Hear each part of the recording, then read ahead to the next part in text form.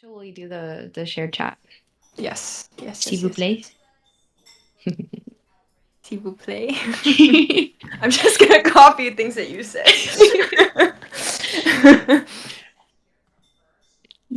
Okay. Awesome. CKB says hello. Chess Dojo Hello, says hi. Cyrus. Hello, Zach. Hello, Chess Dojo. Wow, Chess Dojo said hi. Okay, so I don't know if this is happening for you, but the Discord faces are covering my ability to send a chat. You Everywhere might I have to move, move it's the same. whatever. I just don't know how to move the Discord faces on the OBS. Like, yeah, I don't know. I hope they fix it soon. I just need to type and pray that I type it correctly. Yeah. Okay. I really hope they fix this soon. Yeah. You got it. Don't worry. Ooh. Yeah, this is making my life a little bit difficult too, but it's okay. Yeah. Hello, Walker. Hello, Yido Tito. Yido Tito.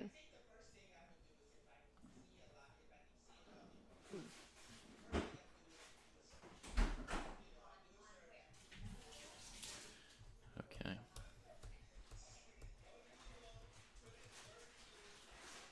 Okay. Hello, king of your stream. All right. Looks like we're good here. Hmm? Hello, Rachel and Chair. Hi, Gary Loves Pizza. Streamers, say my name. It's fun to say. Ito Tito. Hello, Art. Mm. I am the king of your stream is crazy. You don't see him all the time? Nope. I say the full Only in name your every stream. time for respect. Oh, okay. I'm the king of your stream has never been in my stream. It's not the king of my stream. Not yet. Not I'm yet. not the king of Chess Dojo stream yet. Yeah. I'll believe it when I see it. I suppose people could open all three chats separately and send messages from all three if they wanted to. Yeah, they could. They could. They would just, and it would go to the same chat, just have like a different little profile Yeah. photo. Right. Yeah, so we would have three feet, if you will. That would be the way to be the king of all streams. Yeah. That's actually really true. Open Just up talk to all yourself three. on different streams. Yeah. Bolster your own opinions. I think E5 is good. I think E5 is good too. Yeah, E5 is great. Yeah. Yeah. All right. Okay. Do you all want to talk about random things for 5 minutes while people arrive, or should we get right into our episode? Whatever. We could definitely wait a little bit. I know, I don't know. People are probably still trickling in. Okay. Cool. Maybe a couple minutes. In that case, I have a question for you, Rachel. Were you at a chess lesson today? Was I at a chess lesson today? Yeah. Was I teaching a chess lesson today, or was I receiving a chess lesson? Anushka thought you might be coming from a chess lesson that you might have taught. Oh, yes. Yeah. Really? I got it right? I did Yeah. teach. Yes, I did teach. I had the last day of a school that I teach at. Nice. And yeah, so said goodbye to all of them for the school year Sad. and all the Oh. sad and the reminiscing on all of the times.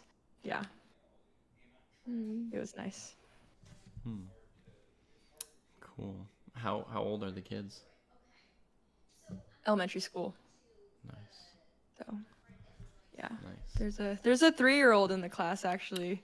Oh my And God. it's but it's like the first 3-year-old I've met. He's like so into chess, and every week the mom comes and the mom's like, all Nathan talks about is wanting to come to chess class. And then I see him from like across the room and he just like runs at me with like his arms out. He's like, chess. And I'm like, oh my God. And he just like comes and he just like wraps his arm around my leg, but he's like barely above my knee. Right. He's so cute. And he has these like super thick glasses and he's like, Oh, hello. no. And I'm like, there. Oh, it's too much. He's adorable. Yeah. And Yeah, he just plays all the older kids. Like he doesn't. A lot of times, like the kids complain about who they play. Like play them, I play them, and I'm like, oh my gosh, okay, who do you want to play? And I have to try to like accommodate. But he'll just play anyone. Yeah. And like he loses and he doesn't mind. Like he's just so happy to play. Like he doesn't care. Like he's trying to get better, but he doesn't care if he wins or loses. He's just like hee hee chess hee hee. I'm moving the king around. I'm like, you're so adorable. And the mom is like, he likes chess a little bit too much. It's concerning. I mean, he needs to like socialize. most kids his age just like a race car or something, right? I mean, this is pretty advanced. Yeah. I don't think she should be concerned. Yeah, no, I was like, you need to get him private lessons, like you need to. And she was like, really? I was like, yes. Look at him. She's like, okay. So, yeah. That's I think his crazy. dad's like 1400, so yeah. Yeah. I mean, I've met almost no 3-year-olds who could play chess. That's pretty. Yeah. No, I haven't either. Someone asked me, they're like, can you teach my 3-year-old? And I was like, I don't know what you want from me. Like we can try. And yeah, like it was not. Yeah. This is our first time. Yeah. Other than that 3-year-old that's like 1550 FIDE. Right. From India somewhere. Yeah. It's crazy. Yeah. Yeah. Cool. How long have you been teaching? Since high school, since like 17, so a long time now. Just, yeah. I was just like, I thought it was like, yeah, I was like, I wanted a job that pays more than minimum wage. And I was like, I like chess, and then, yeah. So, yeah. Cool. But never taught anyone over like 800, so. Okay. Yeah. Well, you should be able to Yeah. get some of them Have over you- 800. Yeah. We'll see. I was gonna ask Pruess if you've ever taught like young kids, like at schools or group classes, that kind of thing. Yeah. But in schools, I've never taught kids younger than 4 years old. At home, I taught. Well, I mean, me neither, but Yeah. yeah. At home, I sort of taught my kid to play when they were 2. Yeah. But we didn't get much beyond the basics. Yeah. How old is your kid now? 10, 7, and 2. Oh, wow. Aw. All Do they play good chess ages. or? They don't really play anymore, no. They were curious to learn at age 2 and then never really played much after that. I think they're terrified of losing, honestly. I think that's the issue. Mm. That's pretty Yeah. sad. Yeah. Imagine They not. don't see how much you love it, and they're like, oh, maybe. I don't know. But imagine not See doing all the the things chess you books like all over the best house. because you thought you might not win at them. Yeah. I did that for a long time. And I it think was chess is lame, the right? first Chess thing. or? Yeah, it was pretty lame. I live a pretty lame life. Chess was the first thing that I didn't think like that about. But I know a lot of people who still think that way. Mm-hmm. I'm my age, like gifted kid types. Yeah. Yeah. Yeah. Yeah. Apparently there's something wrong with my mic, so I might just pause for I a think it second, sounds try to okay. It figure sounds out. great to me. I'll just Oh, it put is? that out Okay. there. Yeah. Could be on Okay. it could Maybe. be your issue. Hmm. And honestly, I would say Okay. now that you're leaned in, it's almost a little bit too Too much. much. Okay. I think it was fine Okay. when you were. Okay. I think maybe I just need to turn you guys down because apparently they can't hear me on this. Oh yeah. okay. Turn our balance Is this- down. Yeah. Okay. Is this better, chat? Okay. Awesome. Cool.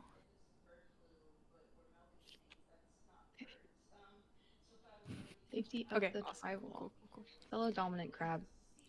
I'll always make jokes. I'll be like, oh, like when I have kids, like I'm gonna put like a pawn under their pillow type of thing. Like they're just gonna be like chess everywhere, where like they have no choice but to be interested. Like I'm not even gonna say anything, but like osmosis, just like around the house, like they're just like gonna learn it, And then my my friends will be like, they're gonna hate chess because you just like shove it down their throat, and I'm Yeah. like, that's so true, actually.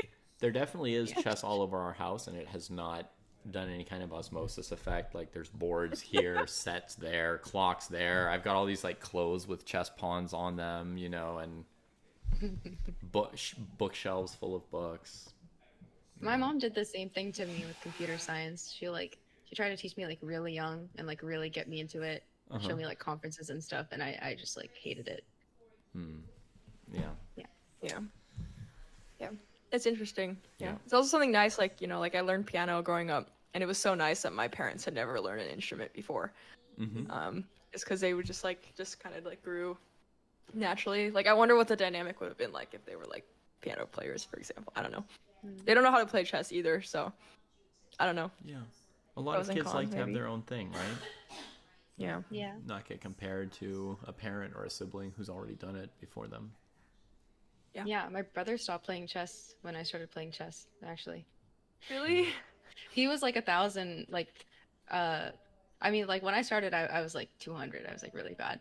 And he was already like 800, 900 on chess.com. He's like 7 years younger than me too, so like all of his friends play. Apparently, it's big in high school. Yeah, and then I started playing it, and then I started getting really good. And I think my parents started talking about it at home, and then he just never wanted to play again. And I was like, really? Like you could play with me? Aw. Yeah. I don't have siblings, so I don't. People say these things, and I'm like, Mm-hmm, mm-hmm. Yeah, but I sounds don't like a thing. understand. Yeah. Yeah. She replaced her brother. Yes. Yeah. Are we ready to start? Yeah. Yeah. Let's do it. All right, welcome everybody to another episode of Endgame Sensei. Once again, thank you to Anushka and Rachel for doing their chess training in front of everybody so everyone can benefit and learn from it, and putting all their mistakes and their attempts out in public for everyone. Today we're going to do something different from the last two episodes. The last two episodes we focused a little bit on pulling interesting endgames out from our own games, and sort of that great experience that you get from replaying an endgame you've had in a game, how it both provides lessons that you're likely to remember and can prove to be therapy for painful losses. And today what we're going to try and do is I'm going to try and give even less assistance to Bloodqueen and Rachangel between games. I'm going to try and have them play a faster time control. Again, you can adjust all these things with sparring. You can play fast, you can play slow, you can talk a lot, you can talk a little, etc. We're going to try and speed it up a lot so we get more reps in and see what we can learn by playing out the positions multiple times. And we're going to let the two players check in as much as they like, and I'm going to continue trying to throttle my input to see how far they can get without any help. So I'll give you a succession of positions, assuming that we finish one. I'm hoping we can get 2 or 3 positions done today with this speedy approach. We'll see. And basically, with each position, I'm going to ask you the evaluation before we play. Then you'll play. Then between games, check in with each other. Do you still believe whatever you thought the evaluation was, right? And when you reach a point where you both agree on the evaluation and sort of approximately the correct way to play the endgame, you will then tell me, we think it's this, and I will finally say yes or no. But first, we'll let you come to an agreement on that. Before we get into it, I've got one question. We'll see, it'll either prove or refute my point about learning stuff from the games we play ourselves. Do either of you feel like you remember some things about either or both of the endgames that we've already played in the past episodes? Yes. Yes. Yeah? You've retained some things Yes. Yeah. from them? Cool. Okay, great. All right, so you see the first position I have for you today, right? Here in the classroom, do you see a king and pawn ending? Yes. There's kings and pawns. All right. I will tell you that it's black's move in the starting position, I think. Let me just try and move something and see if I can. Okay, that also shows what direction the pawns are going. Okay. So this one here shouldn't be able to move on e4. It shouldn't be able to go back. All right. So it's black to play. And the first question is, what do you think the evaluation is? You can each take a minute. Folks in chat, you can think of what you think the evaluation is as well. Don't bias our players by giving a perfect answer just yet, but we can all reflect on it. What's the evaluation with black to move? And yeah.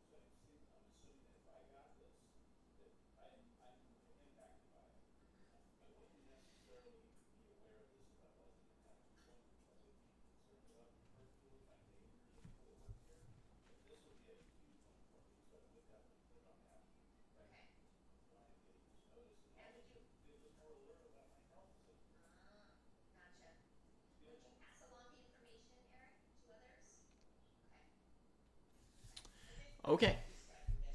Anushka, evaluation. I think black's winning. Okay. Rachel, evaluation. That is.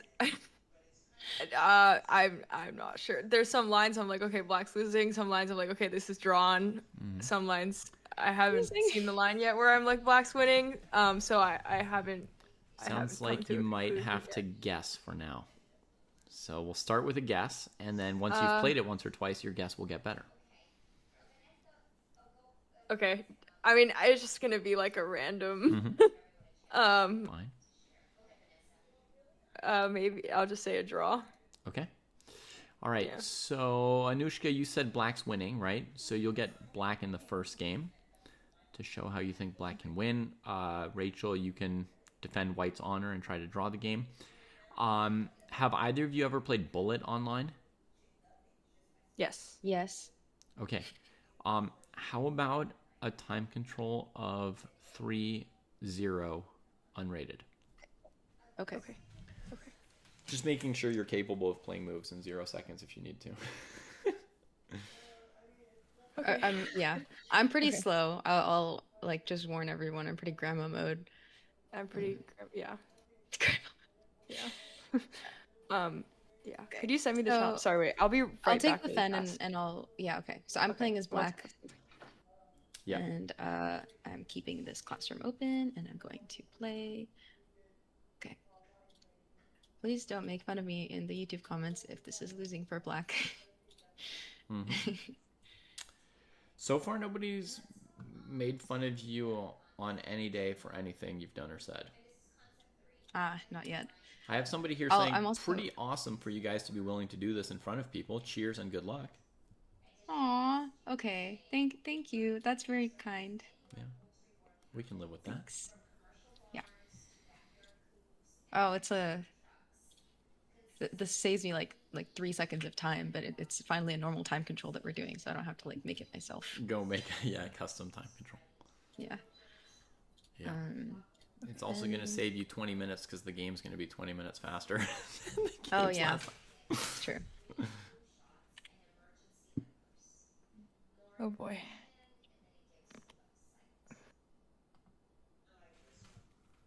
You take every minute to look at this position until we start. I mean, I'm sending it now. Are you chill with Oh, that? you sent it? Oh yeah, send it, yeah. Okay. I'm I'm sending it. Sending. Okay. I'm going to leave the Discord sound for a moment. Oh my god. I should have aim trained before this. My hands are shaky. Okay. All right. Oh, are we Discord meeting too? Yeah. Okay. Or are we? Yeah. Okay. Okay. All right. Okay. Bye. Bye.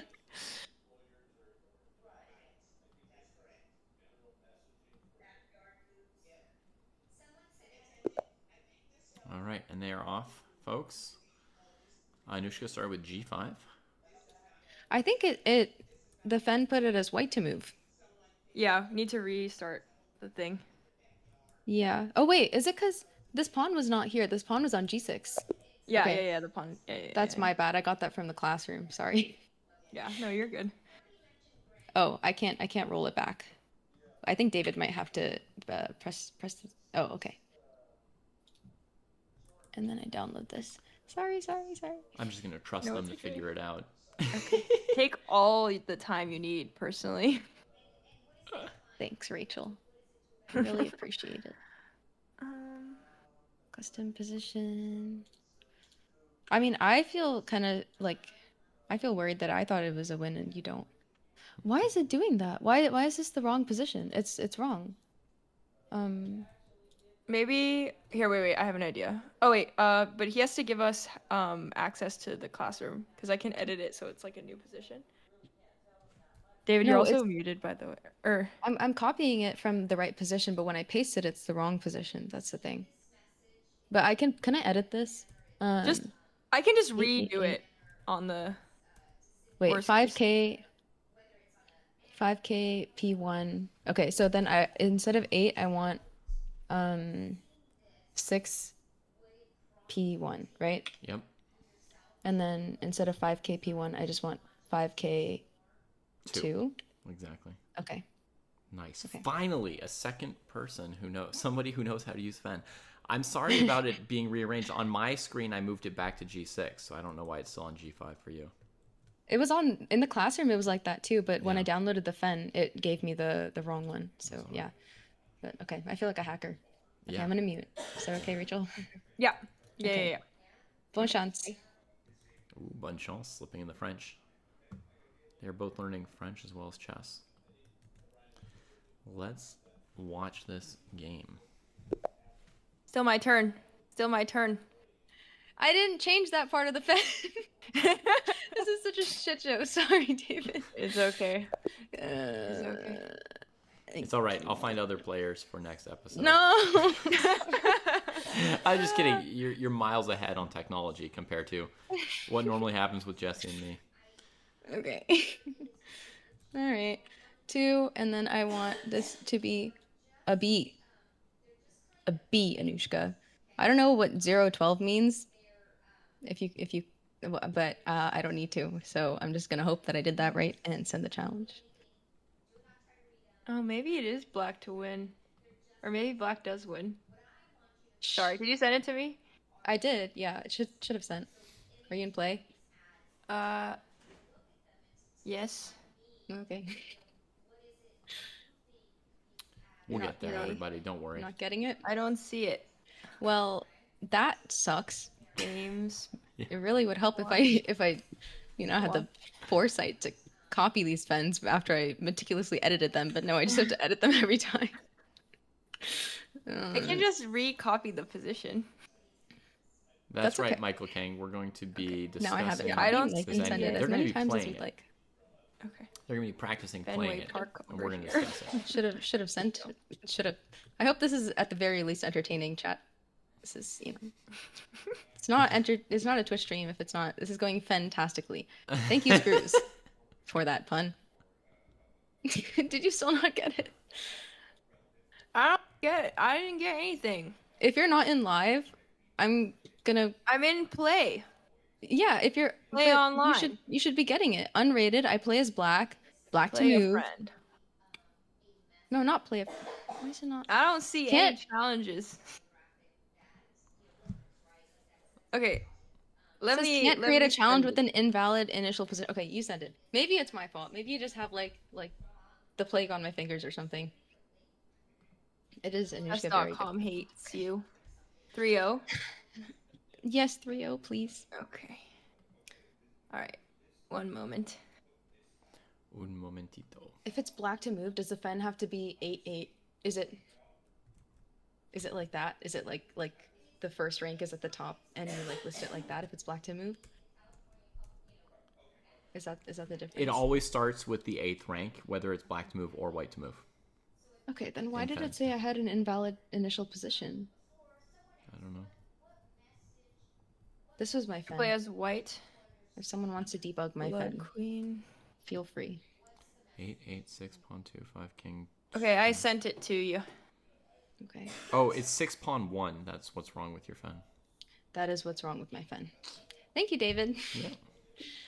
My apologies. Sent you. Chat. I got it. I got it. Okay, Goodbye. goodbye.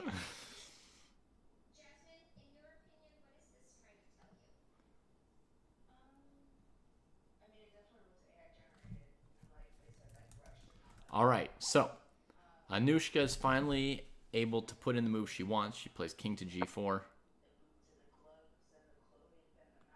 Heading in.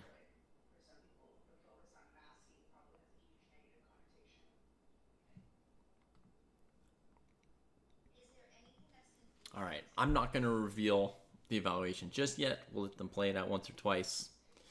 We'll do the reveal once they have agreed on something. Game aborted. Okay, brilliant.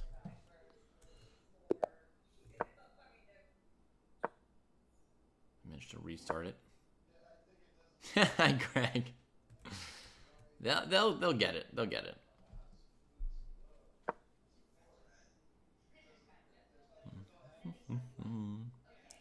All right, so right now, black has a little bit of a conundrum. The pawn they wanted to capture is defended. This pawn can't move. If this one moves, it seems white will take it.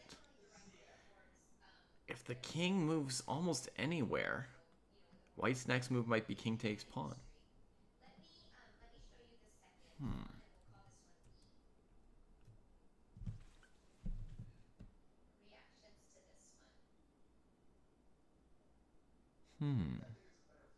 Does kind of look like a Zugzwang, yeah. Zugzwang is when you have to make a move, but any move you make makes your own position worse. All right, we got a first win for white.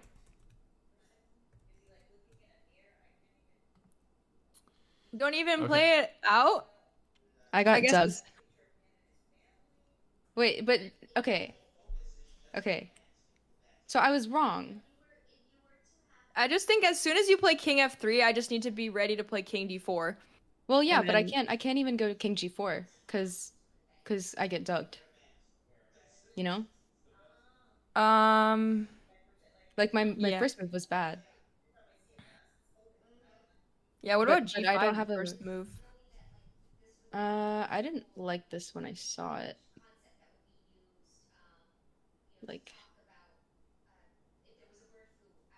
I was saying like,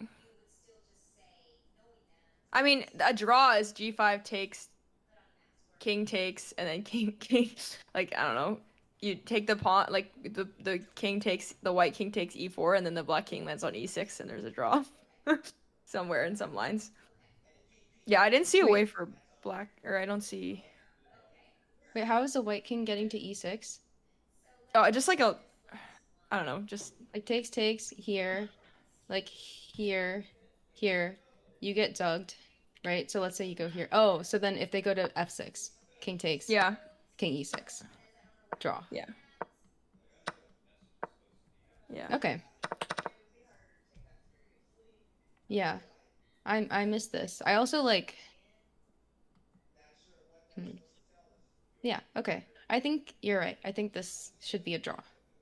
Then, I'll still try to. I mean, what moves? Yeah, there has to be some kind of like triangulation or something. Yeah, I don't know, man. I'm just playing things out. Here, This is not a move. It's just like, because white has d4 and d5, and then potentially e5. I don't know. I don't see a mean- way to win for black. White's only way to. Yeah, I don't either. White's only way to not lose is to take there, and then.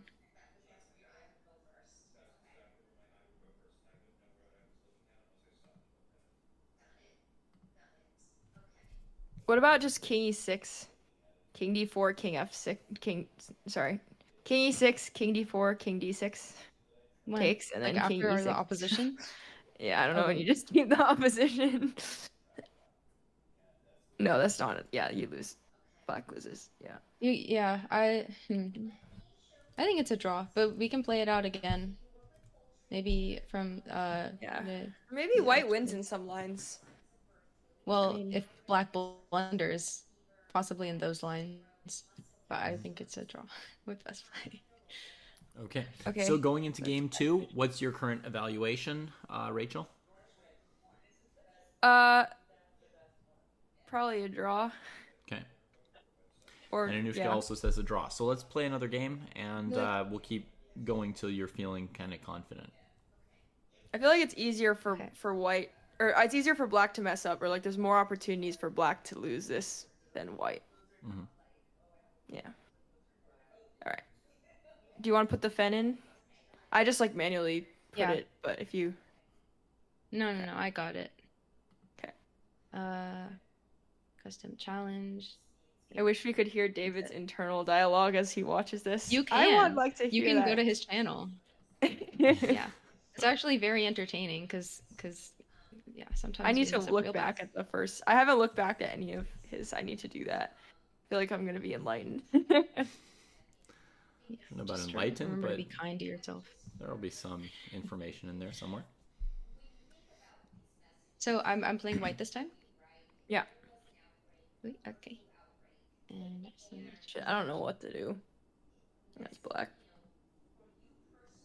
I feel like Didn't we just G5 look is at a it? shot. Morning, Gazda.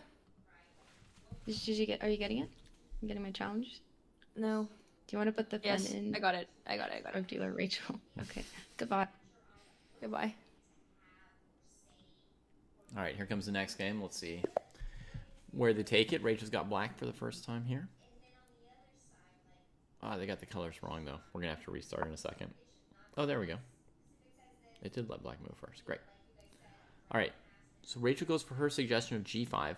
She's claimed that if she trades one pawn, white will win the E4 pawn, but she'll always be able to get her king to E6, get the opposition, and hold a draw. So that's the idea. So she trades one pawn.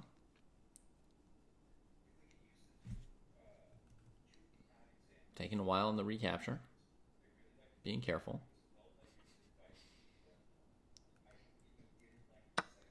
It's good not to get stuck too much in your assumptions, by the way. I mean, I laugh about the recapture a little bit, but it's good not to be stuck in your assumptions. You've got 3 minutes, and you got to do what you have to do. It's weird that it keeps showing me like black's clock ticking when it's white's move. I don't know what's up with chess.com. Game aborted. I don't know what's going on. My bad. Okay, I'm gonna restart it. It's fine. Looks like it's running. So there starts. G5 takes, king takes.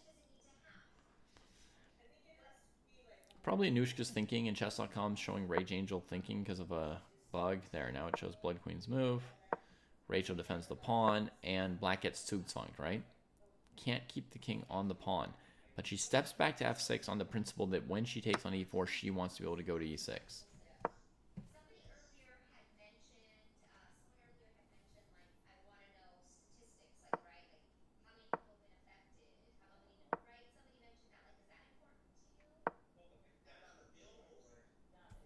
All right, so this, I think we all know is a theoretical draw, but we'll let them blitz it out a few moves and see if they've got it down. Yeah. Both smiling as they play it out.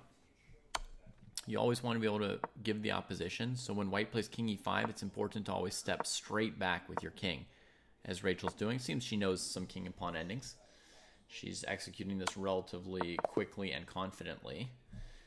So that's very nice to see. Let's unmute over here. Right.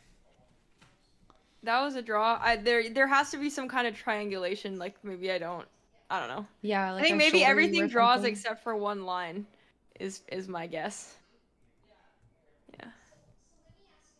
Thanks for the tip I'm for trying to watching Chess figure Dojo. it Commentary is out. amazing. Yeah, there has to be some kind of triangulation that works, I think. After you take on G5, maybe I could go like not directly towards the pawn and like try to shoulder your king. That was the one thought I had.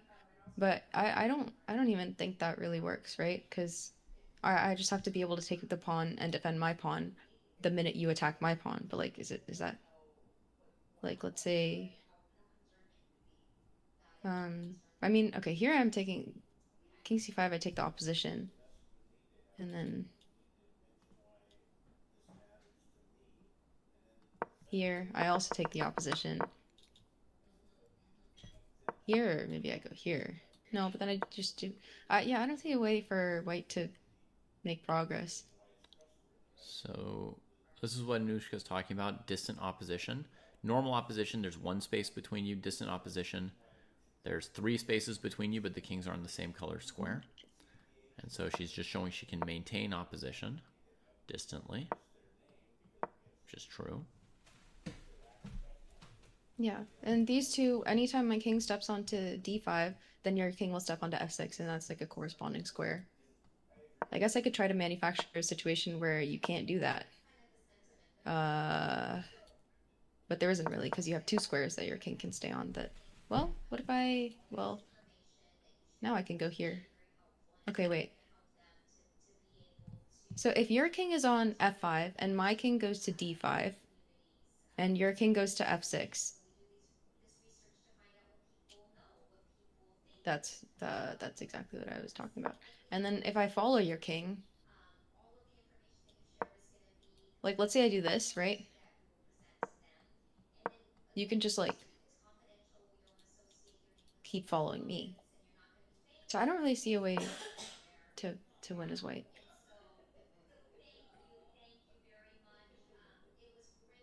Yeah, I'm stuck. It's just that like the fact that white has d4 and d5 kind of makes it really hard. Like we can't defend the pawn, like we can't really defend the e4 pawn like 2 moves in a row. You know, like we can only go from f5 or like f3 for example, but we have that g4 move in the middle that kind of just like ruins a lot of things, I think. Wait, sorry. Are you talking about for black to win? Yeah.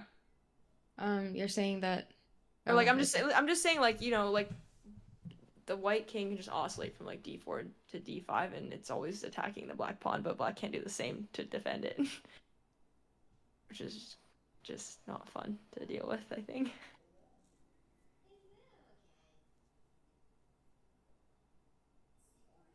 Yeah, I'm not sure, really. I don't see a way forward. So do you have an agreement or do you want to play more? I think we have an agreement, but I I think feel it's a like I'm missing draw. something stupid. Yeah. Okay. All right. So don't hesitate too much, Anushka. I know like it's easy to read into things like, oh, there must be a trick, or you know, he's trying to set up a thing where people laugh at me, or I must be missing something.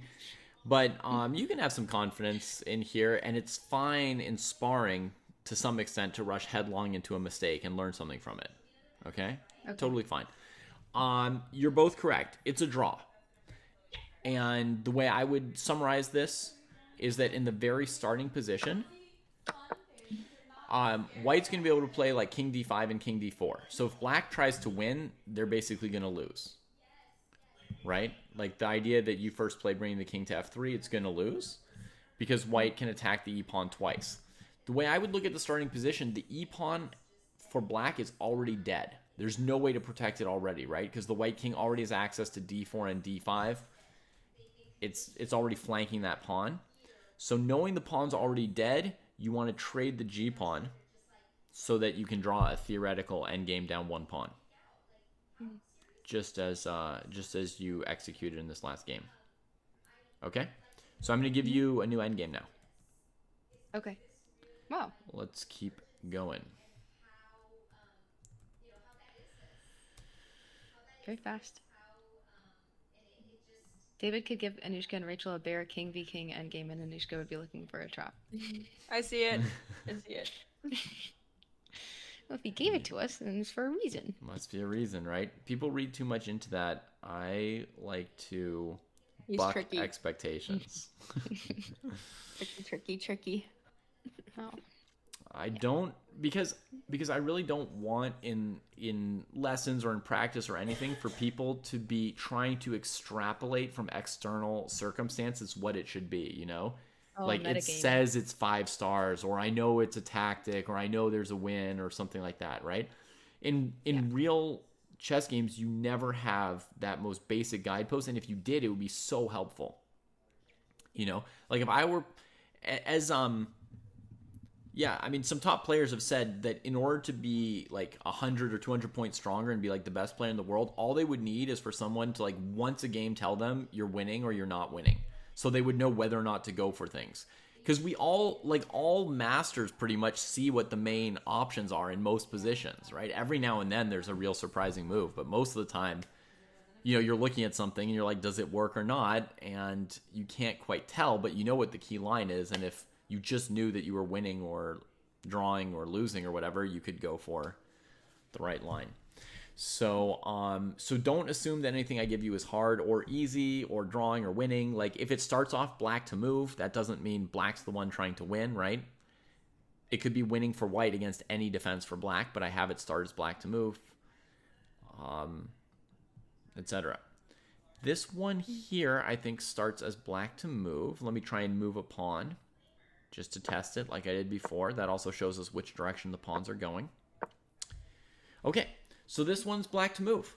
You all get 1 minute to think about it and provide your evaluations. Okay. Also, Davina's in the chat. Hi, Davina. Hi, Davina. Yeah, I don't think we can move the piece. I guess it doesn't matter, but Yeah, you I don't need to have move access. it. Just put all your money on an evaluation and stand by it And it's black to move. until you change your mind. Yep.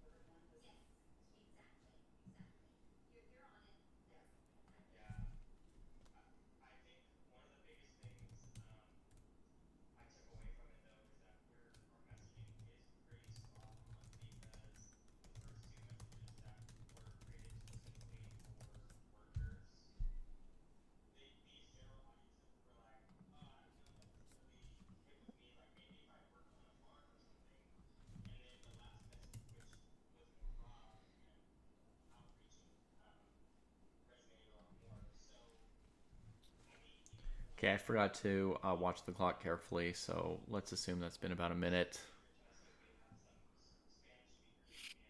Rachel, Okay. eval. It's not enough time. I mean, like, you know, off the bat, you'd think that black has to be winning. Great. Or like at least like black is fighting for a win. Even if it might be a draw, I think black's fighting for a win, and I think white is just hanging on.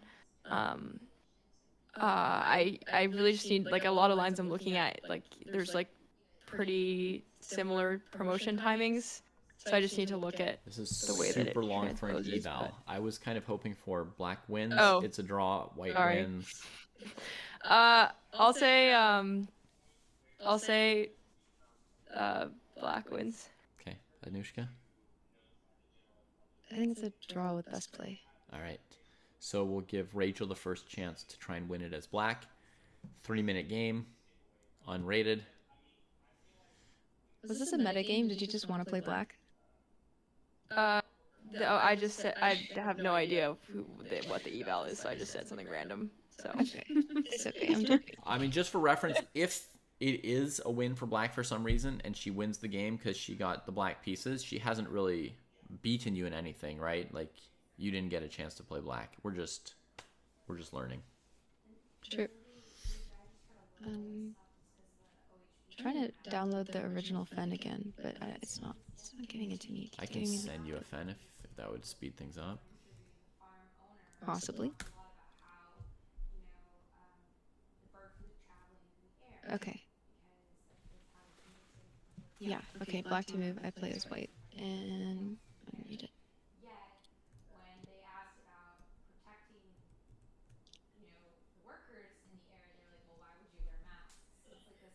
Playing in Vegas, unfortunately not.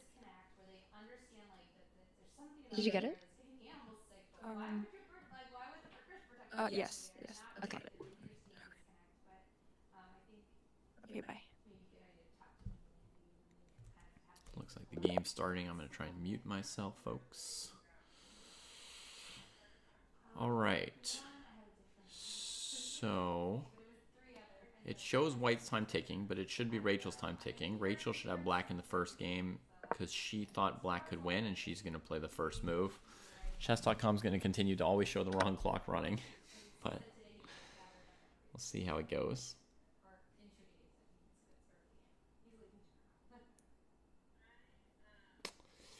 You're getting Echo, Greg? I don't hear anything from them even once, much less twice. Ash, yes, of course I'm following Norway Chess. I'm a chess player. I'm an extreme chess player. All right, looks like the pawns might both queen. This is what we call a race in chess. When each player is running a passed pawn at the same time, it's a race. And that's a kind of endgame in general. It's a type of endgame, are race endgames. They're endgames where each side is really pushing a passed pawn on a different side or area than the other. Often they don't really try and stop each other. So black queen first, right, in this situation. Black queen first. But now it's on black to make use of that one extra tempo, right? They have to now win king and queen against king with some kind of powerful move.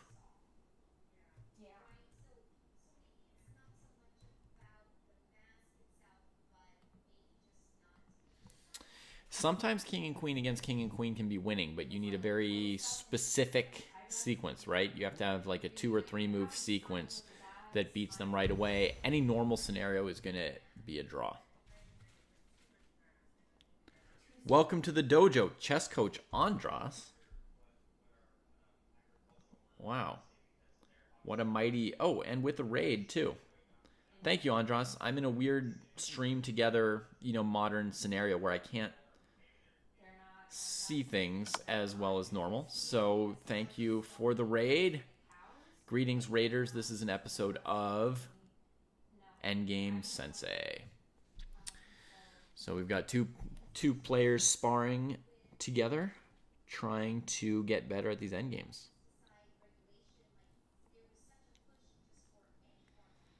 Today we're doing faster games where they have a chance to play a few more times and see if they get close to the answer by playing faster. Last time we had them playing a slower time control where they can play the endgame better. Sometimes you get there faster by taking your time and thinking and playing a couple games. Other times you can get there faster by playing a bunch of games real fast and sort of drawing lessons from trying a bunch of different things. So, yeah. King to e7.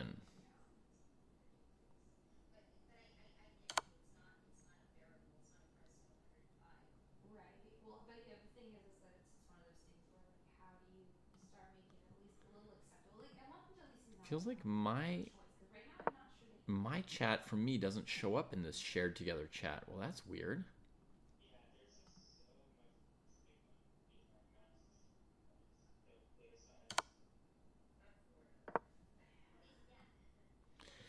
For anyone wondering, this is a draw. It's not really working out for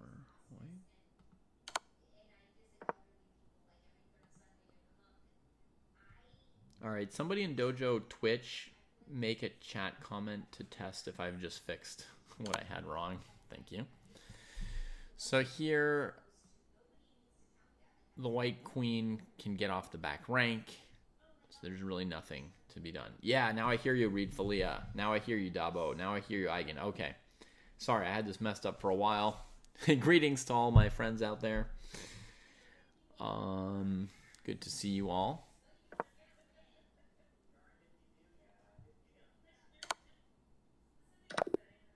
All right. Stream together is new to me, so I was messing it up, of course. But now it's unmessed up. Hello. Hello, hello. All right, quick thoughts? This is pretty much the only way I saw this going. Mm-hmm. What about king takes e4? Mm-hmm. You can't do that because then I do the ready thing. I don't What think. do you mean? Let me not say that so, you know. If you take on King takes f6... e4 right away. Yeah. If you take on f6, I play king f4. And I think I win. Oh, you're saying king e4 first? Yeah. King takes e4 right now. And I think that I win. Do you want to just King takes f6. Do you want to just try again if you still think you're winning? Yeah, we can do that. Yeah, sure. Okay. Let's leverage the games to try and go quickly. Let's see how that works. We'll just try it. Okay. The games prove. Okay, I just sent you a rematch. Okay. All right, we're off. King takes e4. So last game, Rachel tried h5, king f6, h4, e5. It looked like a drawn king and queen against king and queen. This time she's trying a new move, king takes e4. She has announced a plan of king takes f6, king f4. Let's see how quickly she executes it. Oh, she's pretty confident in the idea, or she's just following my lead and my comment that she should just try some things, you know, go a little faster, see what she gets.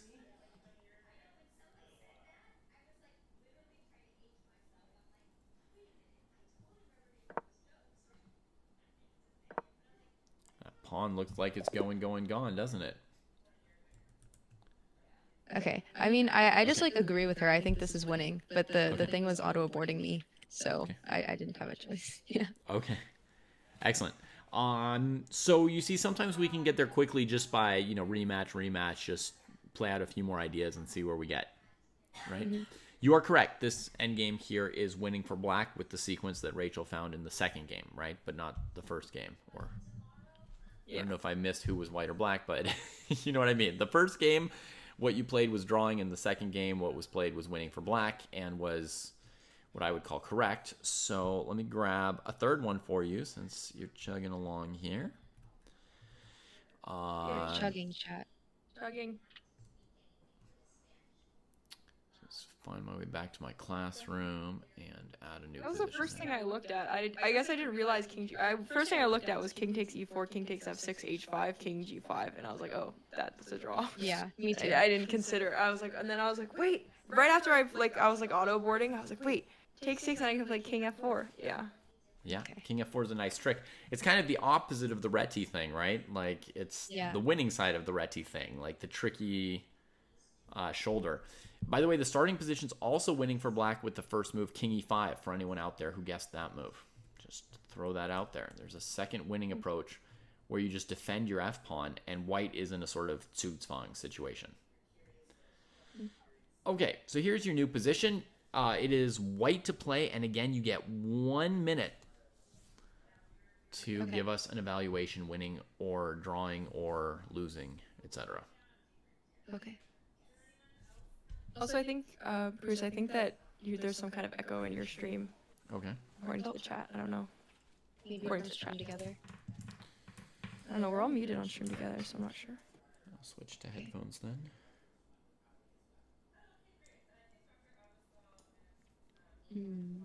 Okay. Sorry, this is white to play. Okay. Yeah. I feel like I've seen this before, but I don't remember it. Of course I don't. White wins. I don't know. White up 2 pawns.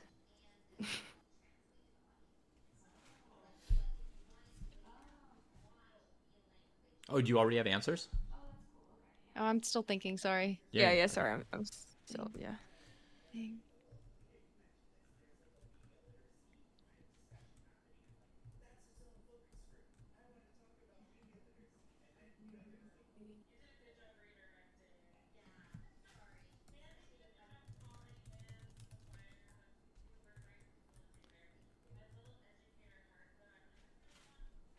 Yeah, I think white wins.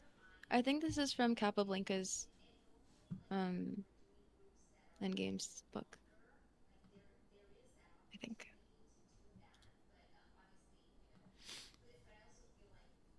Okay. So we've got one answer. Do you have an answer too? Um, I don't see I don't see like the line all the way through, but white winning seems right. Seems right. Okay. Cool. We'll let Anushka play white first since she was more confident about it.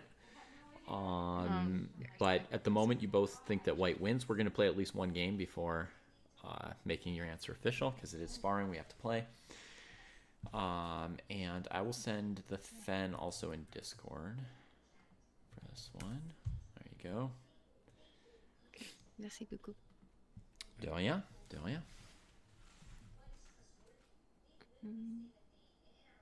Custom position. Oh yeah. Yeah, I'm a god at this. Okay. She's got confidence in one area at least. Yeah, it only took me three sessions. Yeah. Are you getting it? I'm just reloading. Yeah, I got it. Okay. Okay. Goodbye. Nice. Goodbye. Oh yeah, good reminder to goodbye. All right, folks. So they both think white's winning. Starting with the f6 check, you could also take black's pawn, right? So you could be up 2 pawns, or you could have a protected passer. Who out there prefers having a protected passer versus having 2 extra pawns?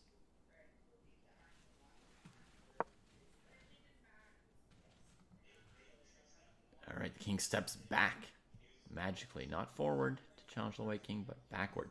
Some kind of distant opposition, perhaps. But if white goes king e5, the normal opposition square would be e7, which is not available to black. We'll see how it goes. King d5. Anushka tries to do some sort of a flanking anyway, trying to get around the black king. Or maybe she's figured out some deep corresponding squares or whatever. You know, Reed Falia, Chess Dojo, the brand, so to speak, was from Kostya, not from me. He came up with that name for it. Okay, Rachel runs away, giving Anushka access to the squares she desired. Interesting. Yeah, unfortunately, I don't have a martial arts background, and I don't think that Kostya or Jesse do either.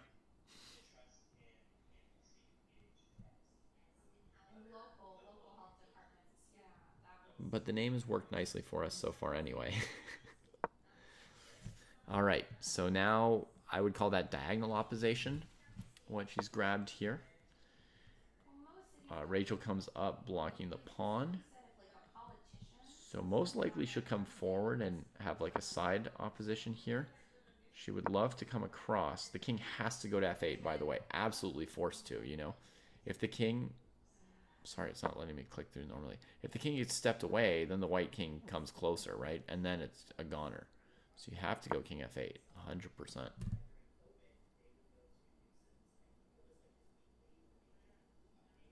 Nice.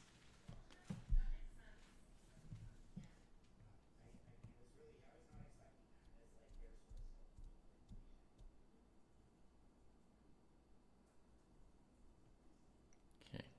I don't know if I can trust these chess.com clocks, but potentially Bloodqueen's used about 2 of her 3 minutes, and Rachel only about 30 seconds. So the defense so far is looking more confident, maybe, than the offense, or maybe it's just more responsibility on the person trying to win, you know?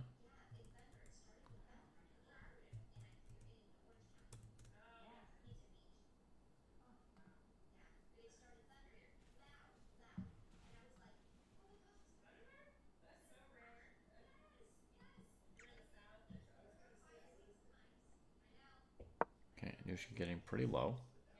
She just advances the pawn and just hangs it, huh?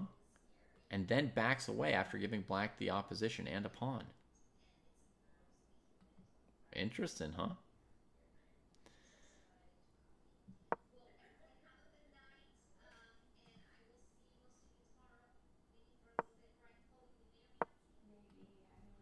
And now the king gets in, consumes the pawn, goes to the side. She's playing very quickly now, but I don't know if it's because she knows what she's doing or it's because she's low on time. Someone compliments them on the nice draw. But in fact, white is winning.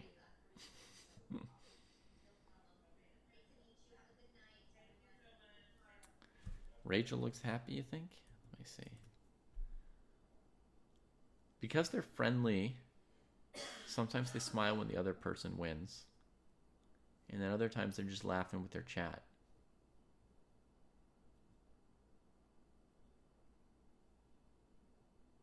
Wow, that's a giant drink thingy.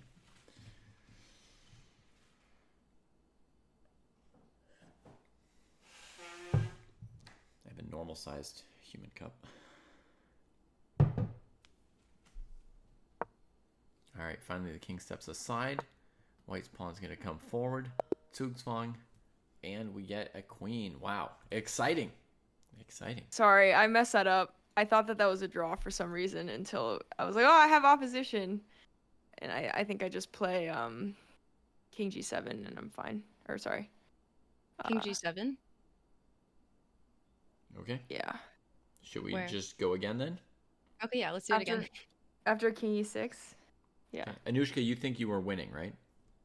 I still think I'm winning. Yeah. Yeah. I don't know if that was the exact right like motif, Okay. but yeah, felt like I. Well, let's try it again since Rachel thinks she can save that variation Maybe. for black. I don't know, maybe I can't. King E6? When did I go King E6? I'm just trying to find what you're talking about. Move 7? Oh, King D6? Sorry, that's my bad. King D6, King F8, King E6, King E8. Wait, sorry. King D6, King F8. And you played King E6, right? I played King D7 and you played King F8. Oh, the second time. Okay. King D6, King F8, King E6. And you think King G7 was a draw? It's a better try. But it's the same thing. Well, we can try it again, but I think it's the same thing. Yeah. No, you no. might I get think the answer it's the same faster thing. by just trying again. Playing it? Okay. Yeah. No, yeah, it is the same thing. Okay, but yeah, we can. I mean, we can play it again. It is the same thing, though. Okay. Okay, great. Yep. Then we found our answer already. Yeah. Yeah. I mean, I don't know if there's any other like different king's moves I could have done. Like maybe I try moving the king somewhere else. I don't know. If you want to redo it. And maybe instead of King E8, I play King E6 and C. Yeah. You can also trade colors if you want. Okay. Yeah, no, we can just run. We can do this again, and I'll just try a different, like, king move. Okay. Okay.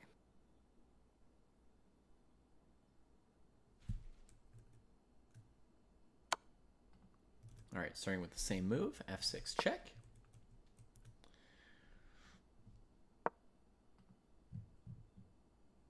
This time the king comes up. White steps aside. Black had the opposition. White just starts running away from the pawns. What? Where's the action, White King? Where's the action? Very confidently running away from this. But the idea is if Black follows, which Black didn't, right? But if Black follows, White would just queen the pawn. Yeah. So, King E6.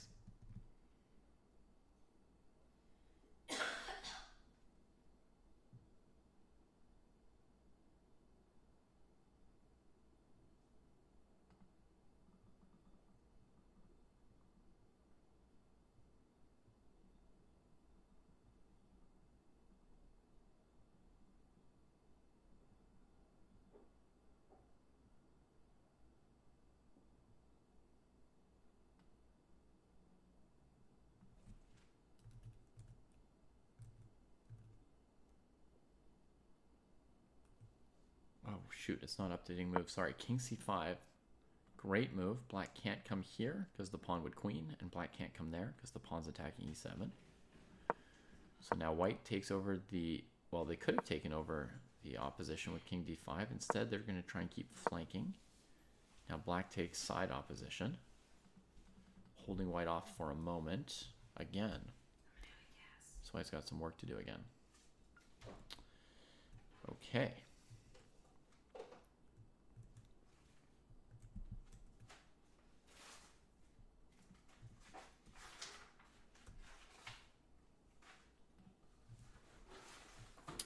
For a second, I was thinking that they were nailing it, so I was getting the next position ready. But I think there's still a little bit of a battle left here. Yeah, white's a little bit stalled out. Not sure how to go.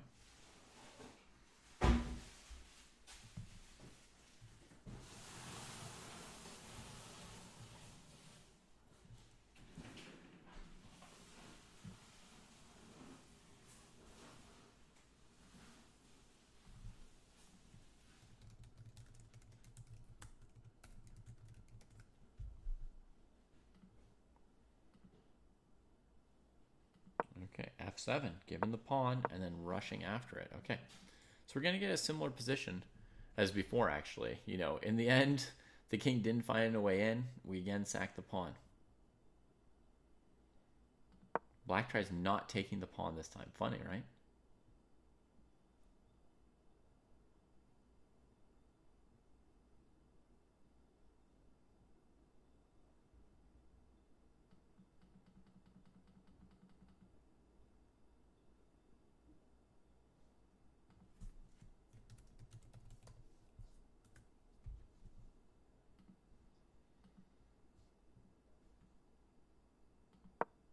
King d7. Let's black take it with the opposition. Steps back.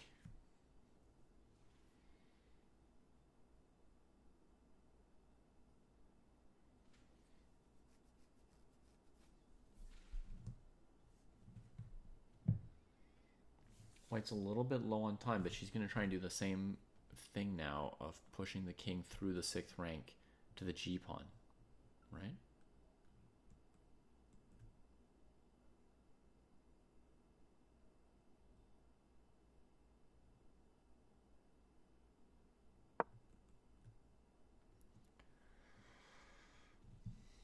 King g8, looking for some creative way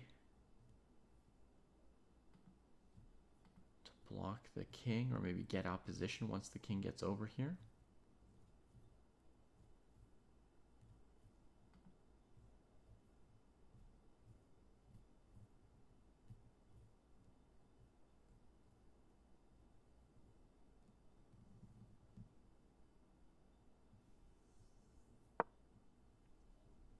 Down to 17 seconds. Yikes.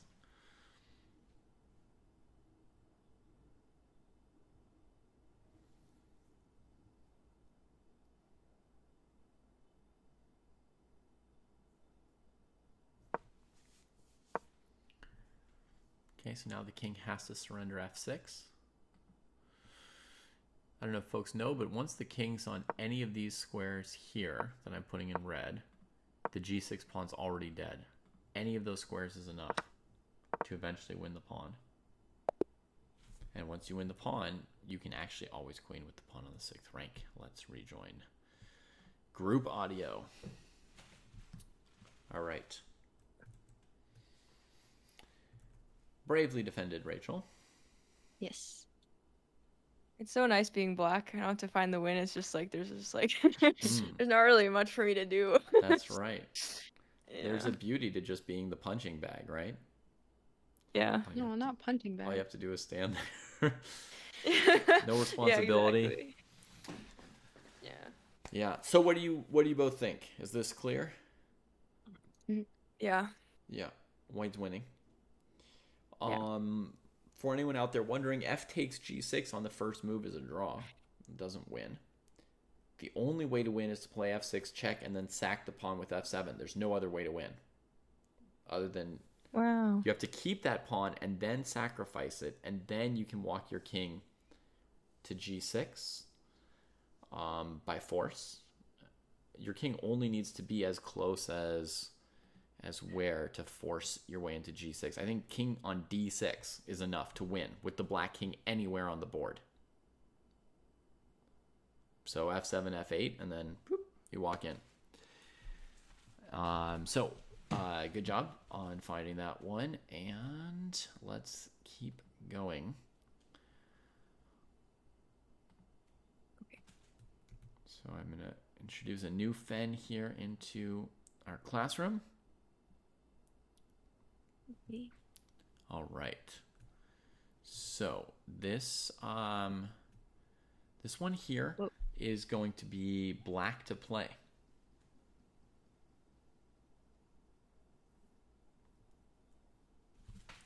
And yeah. As usual, you're going to have to pick an evaluation. I'm going to give you a minute and a half instead of a minute because it's gotten so much more difficult.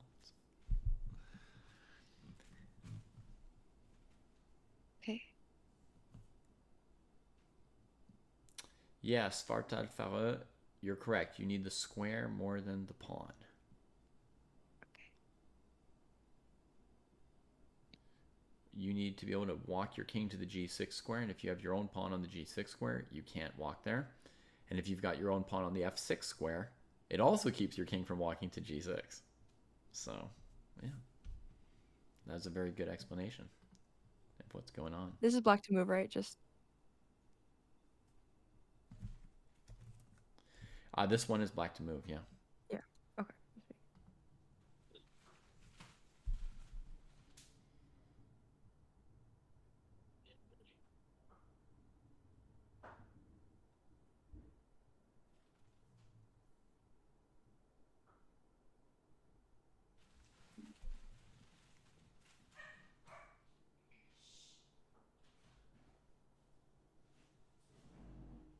I think it's a draw.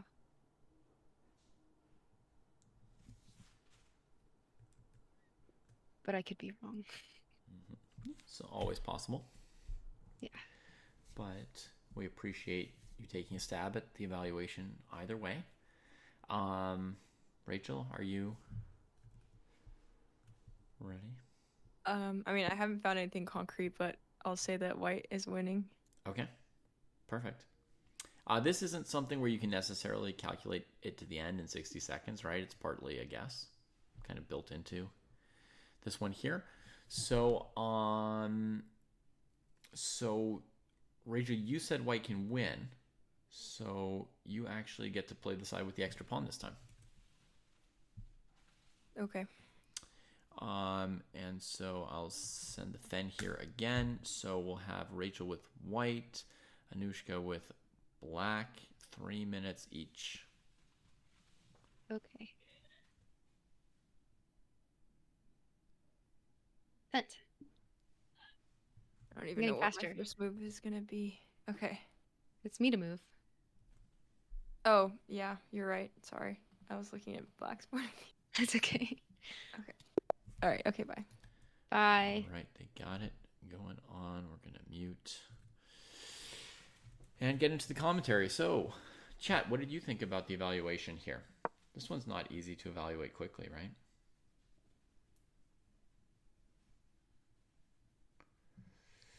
So, chess.com forces you to make your first move pretty quickly. So what are the candidate moves for black on the first move? I think the three main candidate moves are g5, h4, and king g4. That's my take. Yeah. I would not expect moving backwards to be good because for the most part, king and pawn endings are going to be lost when you're down a pawn. So h4 takes king g4, king e4. Okay. So black's going to be capturing this pawn, probably. Then at least f5 is a draw. So the only thing she needs to worry about is king e5, king f6, etc. It seems like black should survive, right?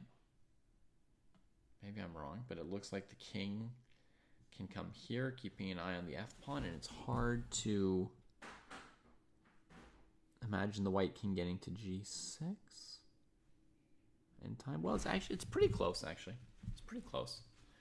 But my calculations showing currently a draw after king here, takes the pawn, king g4, before the white pawn can get past you. Or king here, or king here, h3, king takes h3, king f6, king back to g4. Those are kind of the main variations to me. If it were black to move here, would black be in Zugzwang? No, because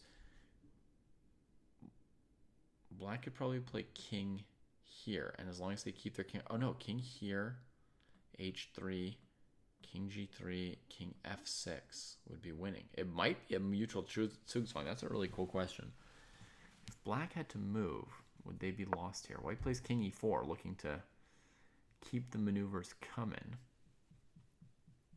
I'm just going to wonder this question for a second. Black to play, if you go g5, f5, king h3, f6, g4, king f4. That's a loss. So g5, f5 looks lost. King h3, king f6, king g4, king g6, king f4, h4 winning. Wow. I think it might be a mutual Zugzwang here. Meaning, if it's white's move, they can't win. And if it's black's move, they lose. So you want the other player to move in either case. Beautiful. Draw great. Okay, quickly. No playing Moving it out. forward. Yeah, it's a draw. Can we try it Yeah, again where I cool. don't take on h5? I just Sure. didn't know what to do. Just do a rematch. Let's keep moving it forward. This one has a few more different avenues you can try going down. Yeah. I thought there was a cool try, like king e5, king takes h2, king f6. It looks like I have king g3, but then it looks like you have king g5. But then I don't know if this is what you saw, but then I can go king f3, and I keep contact with the pawn, and if you take, I take, and if you push. So yeah. Wait, sorry. So after king h3, what did you say? After king h3, if you go king e5, Okay. then I can take on h2. Yeah. And it looks like I'm too far away, but then you can go king, so you go king f6, but then I can like counterattack your pawn. I can go king g3, and then I thought like you take, I take, but then I saw that you can go king g5, and I was like, oh no, she's defending her pawn and my pawn, but then I can still go king You just go f3. king f. Yeah. Yeah. Yeah. But So I it's thought very that was a way I important could have. you know that king g5 technique, because there are a bunch of king and pawn endings where that move like wins the endgame. The stepping back and defending your pawn, and then taking their pawn next move is a winning technique. I've even used it on Endgame Sensei before. Maybe Anushka's seen it. I don't know. Because I know she's seen some old episodes, but yes, that comes up. Yeah. Okay. Okay. Let's try again. Okay.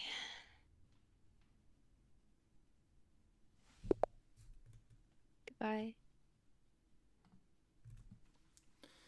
All right, so back to it. Trying h4 again from black. And it's white who needs to try something different, right? Because last game, white only got a draw, and white wants to win. So this time, white does not take on h4, and instead she plays king f3. It did seem like g takes h4, king h5 was fairly conclusive, right?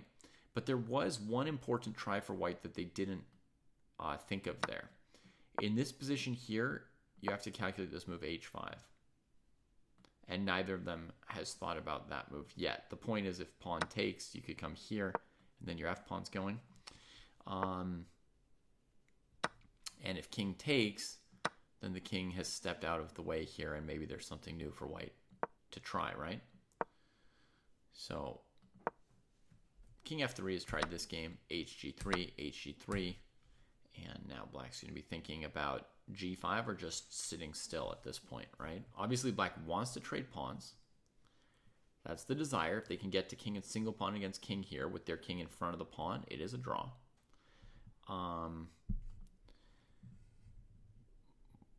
But the concern for black is going to be g4 check, pushing the king back and getting a protected passer, similar to what they've just played out once, right? So g5 is tried.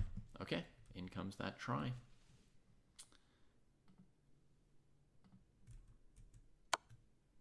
g4 check. Anushka backs up, and I imagine Rachel's going to push the pawn here.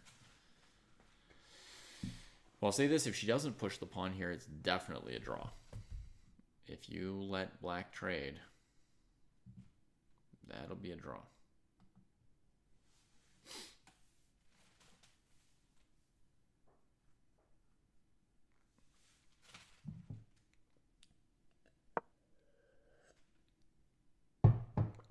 There we go, the pawn push. That's correct. Making the protected passer. Chat your guesses at this point. Do you have any instincts of whether or not white's winning in this position? Or maybe some of you have even calculated it and you know.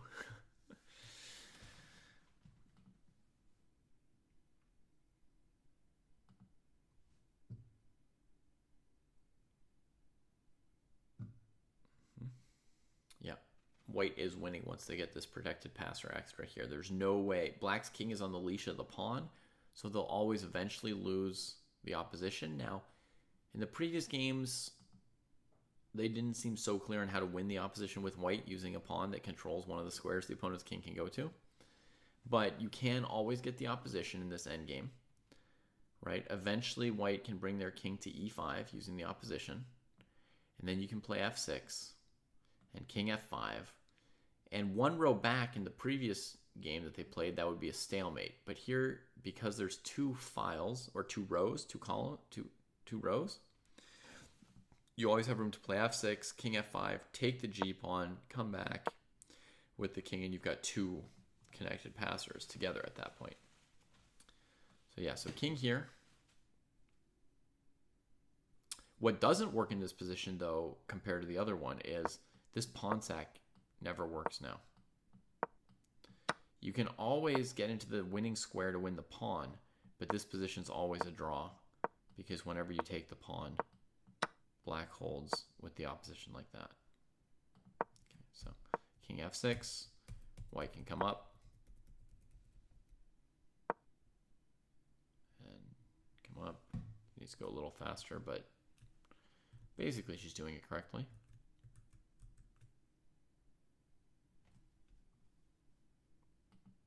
Looks like she's going to flag instead of winning.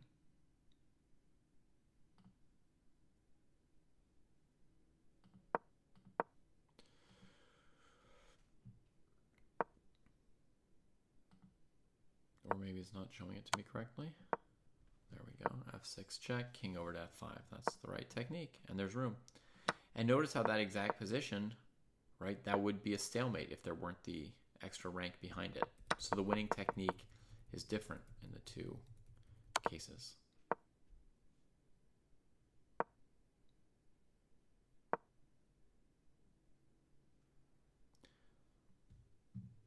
There's a lot of lag on these clocks. They're super inaccurate.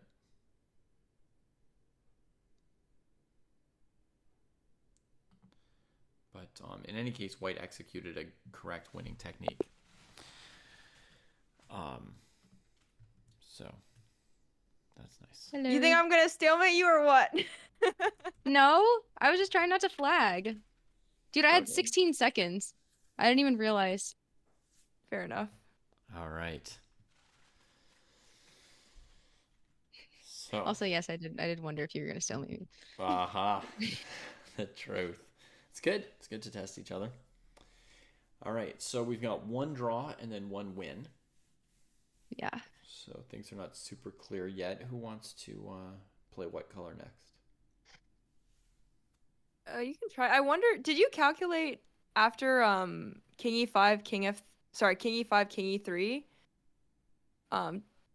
Did you calculate king d5, king d3, king e5, king c4, and then king Alright. f4? King e5, where? Sorry. After move 6. Oh, I play king e5, you play king e3. Got it. Yeah, and then you played king f6. Yeah. I wasn't sure after king d5, king d3, king e5, king Yeah. c4, king f4, king. I mean, I just promote. Or actually, I don't know. Maybe I'm just too fast. Yeah, actually, Well, I'm just too okay. fast. Never mind. What were Yeah, you no, no. thinking after?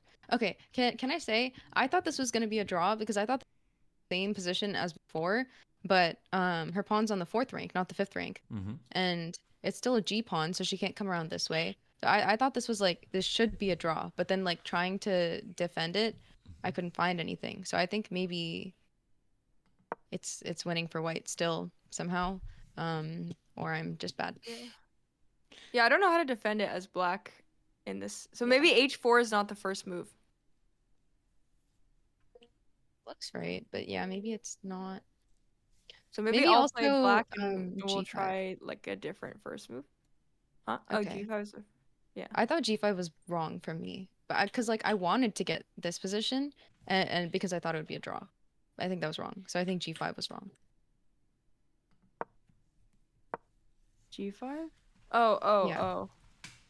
Like my whole Oh, point was oh, that if your pawn's on the fourth rank, then it's a draw. But since that's not true, I don't think G5 was right. okay. Mm-hmm. Interesting. I'll just say they're saying a lot of good things, folks. I want to see how far they can get without me, helping them along so much. So I'm holding my tongue as much as I can. But they're saying a lot of important and accurate things about this endgame. All right, do you want to try it again, Nushka, as Yeah. white this time? Yeah, I can do that. And yeah, okay. New game, custom, 3 minute. Maybe I'll start with g5. Okay. I don't know. I also had a question about a position that I saw in one of like Jesse's US chess school videos. I don't know if you like the ones for the kids. Mm-hmm. Yeah, I have a young soul, so I had a question and I couldn't figure it out with myself or with the engine. So I wanted to ask you about it. Okay, fair enough. Okay, I accepted your thing.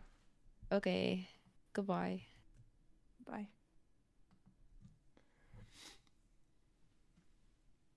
All right, so onward into the next game. This position is going to take them several more games to figure out than the previous positions. So king to g4, trying a new first move, right? Previous games were with h4.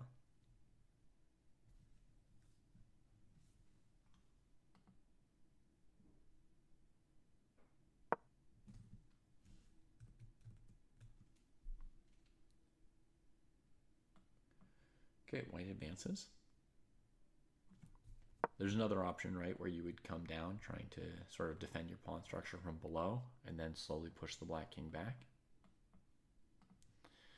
White goes forward, black goes after the pawn, and now it's just pure calculation, right? You just have to look ahead here, here, here, here, here.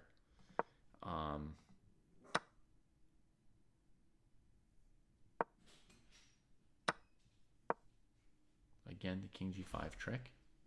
Here it's not as clever as it was before, as black can push the pawn and win. First victory for black. I think this is losing for me. All right, we got a first Can you win just for take black. on g6 and then promote at the same time? No? Wait, can you hear me? Maybe. Yeah. Oh. Oh yeah, I didn't Can look we at promote that. at the same time? Yeah, I should have And played then- slower. But then, then I think it's a draw. Mm-hmm. Yeah. Yeah. Okay. Okay. I'll try something else now. I'll try g5 now and see what happens. Okay. Okay.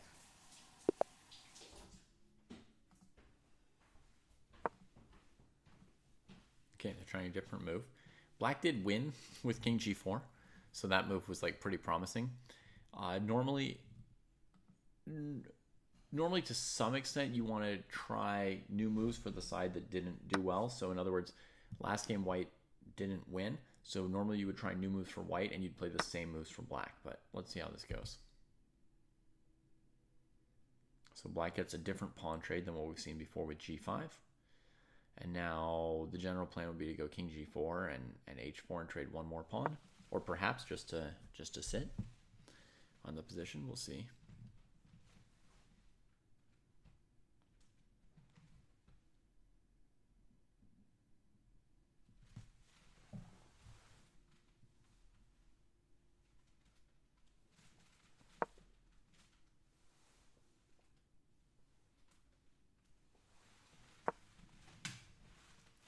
H3.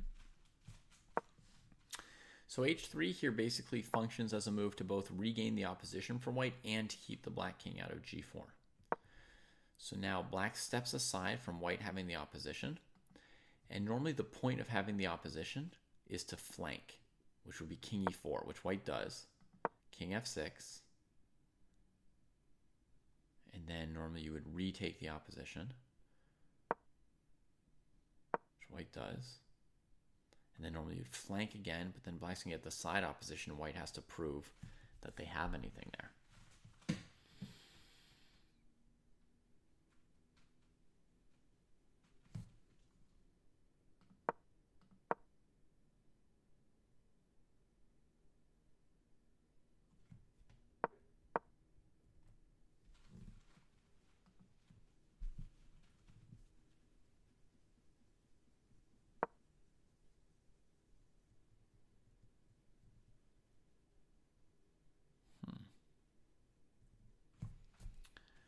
Yeah, so here if white played h4, then black plays king f6, holding, then black has the opposition.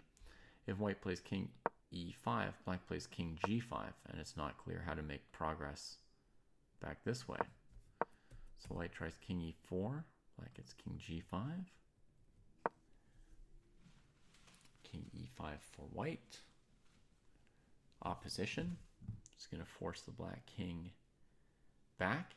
They're both assuming now that h4, g4 is losing, and it is, so they're right to avoid that.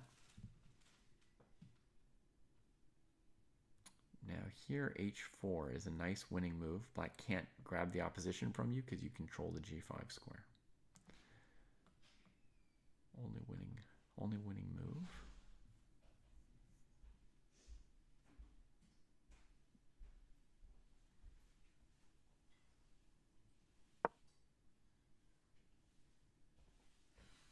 Keeps working with the opposition.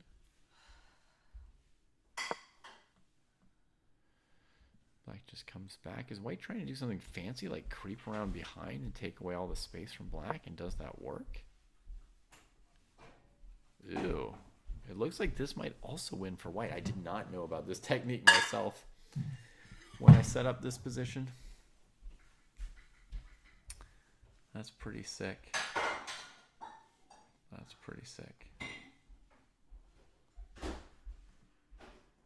So the white king can come around here, then play h4 at some point. Whenever the black king goes to g4, you follow from behind and then capture their pawn. That's really nice. That's a great technique to be able to come up with on the spot in a blitz game. Yeah.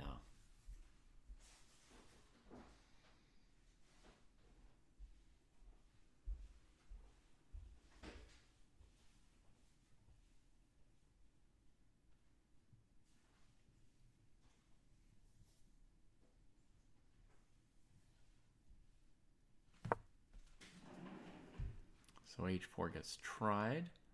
Looks like a good try. White's going to play g4, king f4, king f6, king g3, g5, king h3, g6, king g2, g7, h3, and queen with check. And white wins. The black pawn doesn't get to h2. It's a close call. Very close call. So this was a good thing for black to try here towards the end. Put some pressure on white.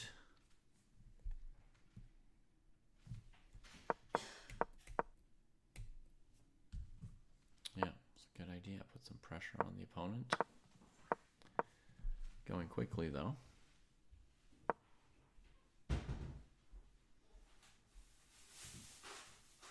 Definitely going to want a queen here. But double checking is a good idea if you've got a few seconds. Now, there's a number of wins here. The normal technique would be to start giving checks so that black doesn't have time to play h2. Another perfectly good move is this funny queen c4, so they can't play h2 because of checkmate.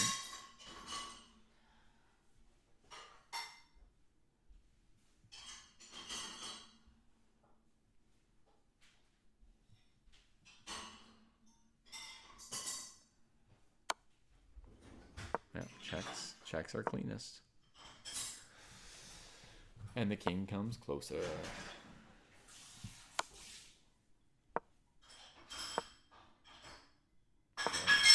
She did it. She did it.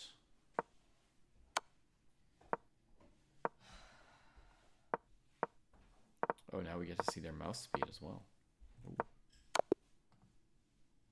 Mm-hmm. The swords are out. The swords are out. You little rat. I was trying to flag you. Yeah? Yeah, I think I messed up somewhere there. Or maybe you just like outflank me eventually.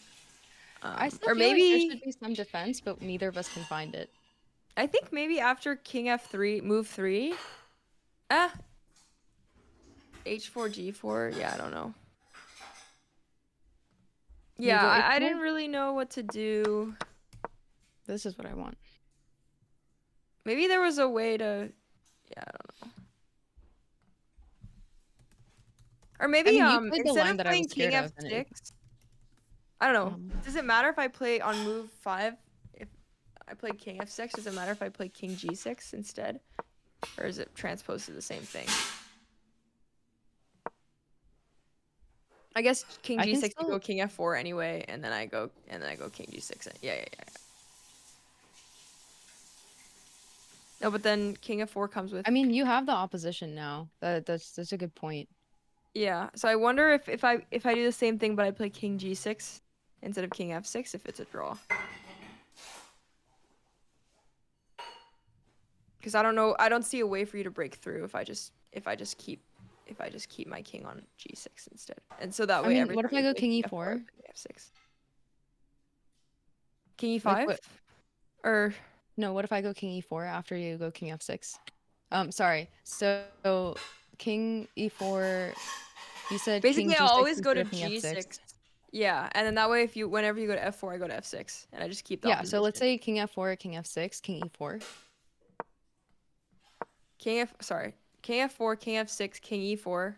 Yeah. Yeah, maybe just king g6, and then you play king e5, and I play king g5. Then, yeah. Then, also, what if I don't play that? Like, what if I go king d5? Then I just play king f5. Then what if I go? I think because I'm the one who has the opposition. I feel like I can hold you out. Let me Eventually. think about it, and then maybe you're right, but let me think about it. Or Like, what if I we go? can Okay, this respar is it stupid, but what and. about? Okay. Or do you want to just respar it and I'll just play king f6 instead? If I remember all the moves, I mean. Respar sounds good at this point. You haven't reached Or like a quick conclusion by talking about it. Yeah. Okay. I don't remember all the moves. I mean, that's okay. Just play what your heart desires. Yeah. Okay. Okay. Are you getting it? Okay. All right. So they start with the same exchange of pawns on g5 this game. h3 stopping king g4. Nice. King f5. So typically white would maybe go here for opposition. You could also flank around here, which she tries. Now the big question in this position is there h4 possible right here?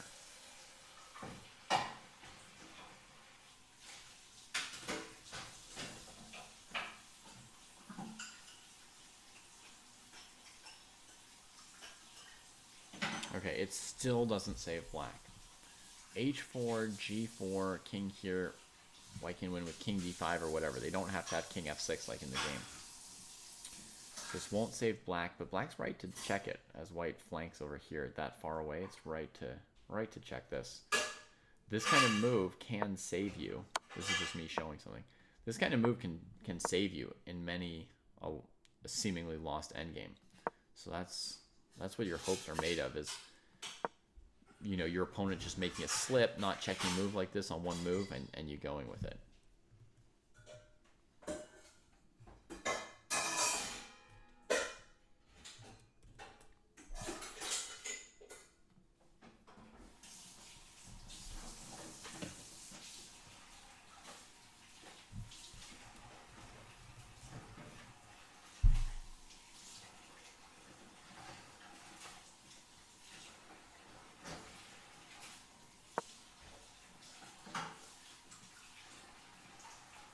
All right, so she doesn't go for it. She says this is not the moment. It doesn't work. So we get into this opposition scenario again.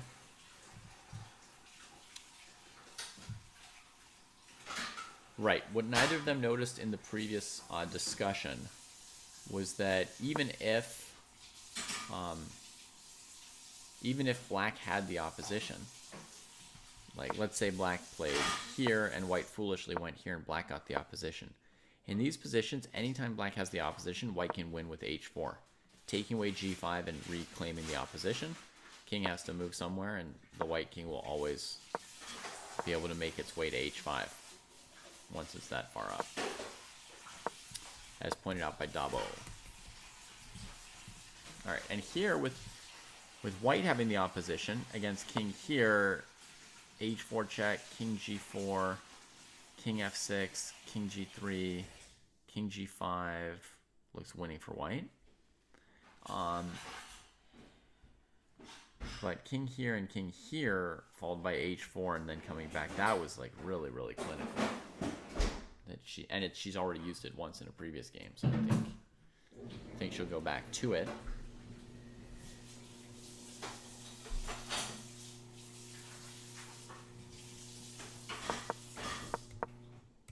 King g5 played, king goes to f7, yeah, just like before. And I think they know what's going to happen next. I think they've got an inkling.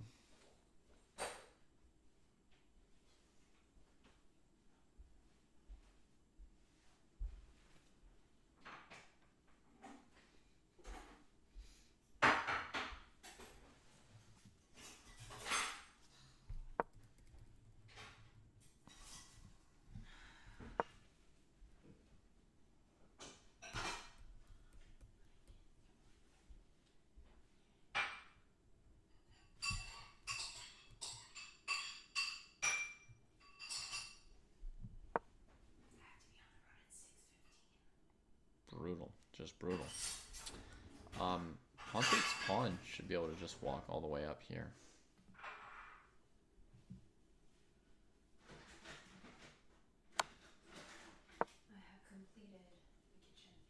But white repeats what they did last game. It worked last game.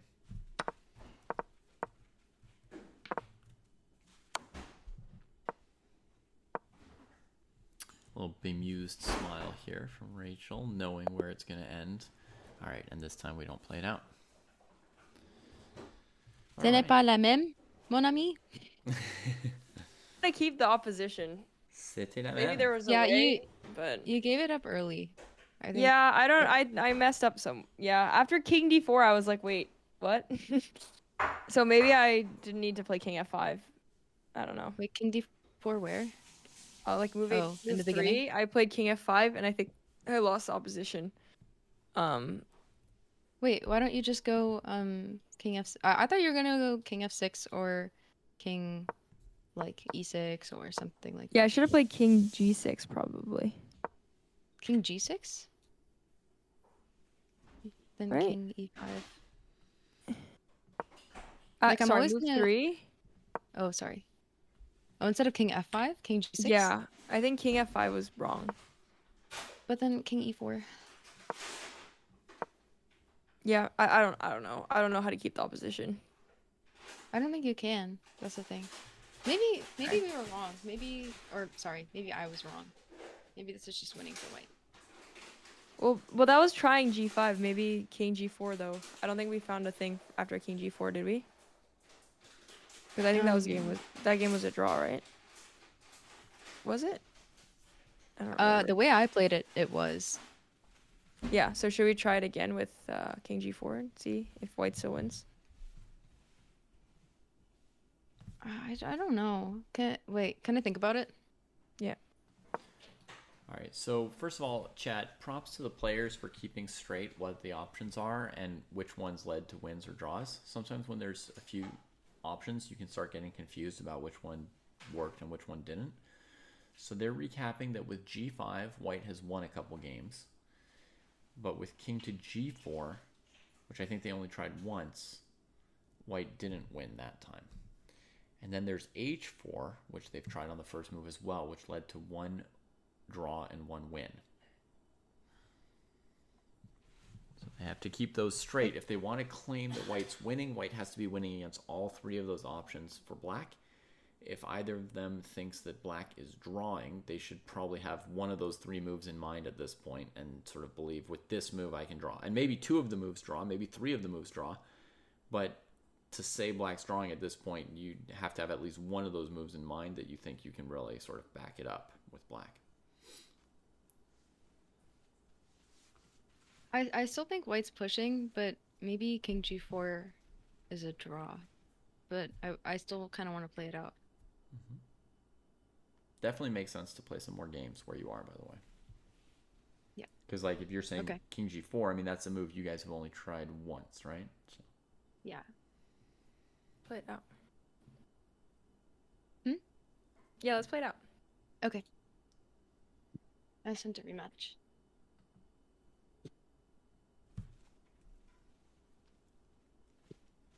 Did you get it? Yeah. Okay. There it is.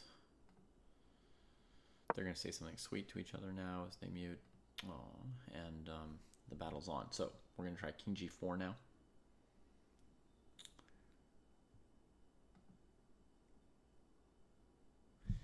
Welcome to the dojo, Virginia. So the first time they tried king G4, I think the game went king E4, king H3, king E5, king H2. Black ate the pawns really quickly, and white managed to blunder and lose, though white could still draw. So this game, we're trying something different from white. The king's coming under his own structure to protect it from black. Black plays king H3, going after the next pawn, and white has to go further under to try and protect it and eventually dig out. Now, this next move's quite important for black, as there are three candidate moves. One of them draws and two of them lose. All right. Black did it. Found the only reasonable one of these moves. G5, I guess, is pretty obvious. White takes. Goes walking. So it's really between H4 and king back to G4. If you go king back to G4, this position becomes winning for white.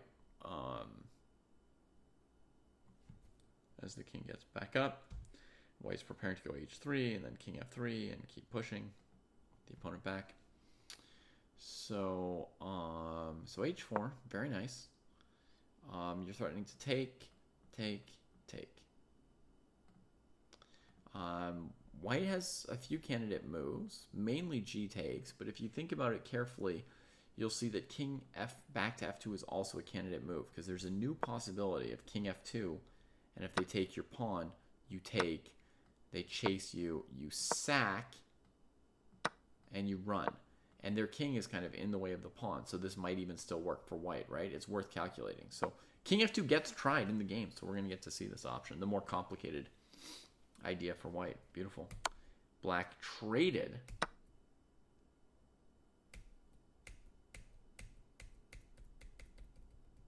I didn't go for king H2. And now king to G4. King G2, white's got to keep the pawn defended. And if black backs up, white will be winning with king F3. But G5 right here. And black has done it. I have no idea who's white or black anymore, by the way, folks. Just the clock's being so messed up on chess.com. But whoever's got black, they've done it.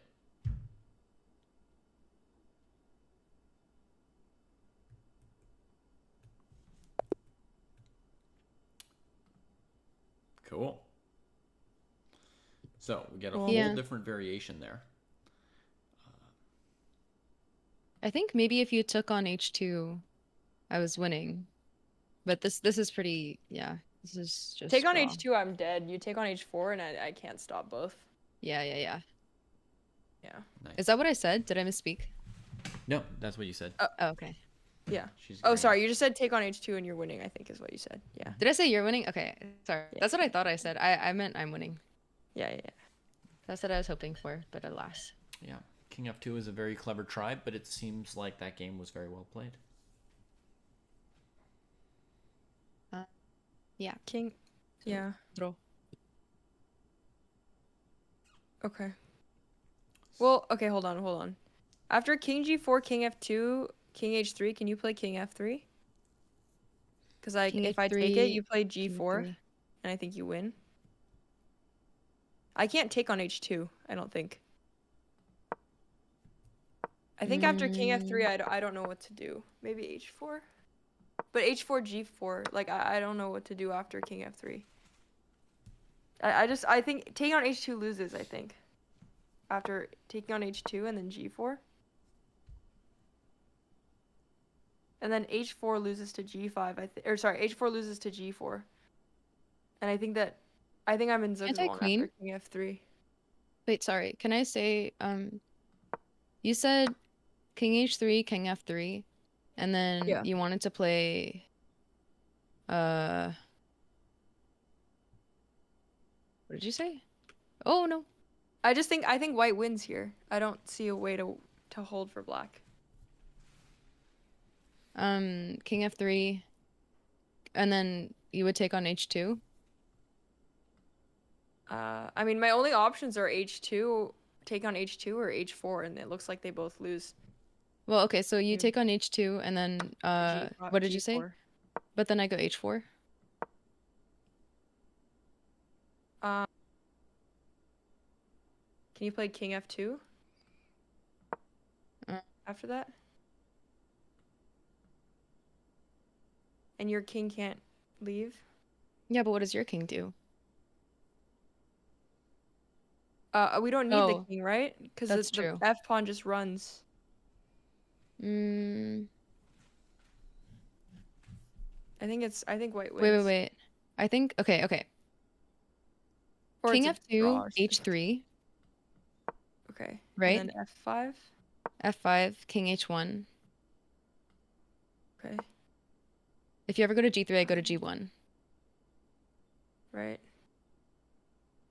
Then we play F6. Or okay, well And I maybe you play. take first, so then yeah, maybe it's a stalemate then. So what are you gonna play? I don't know, F6.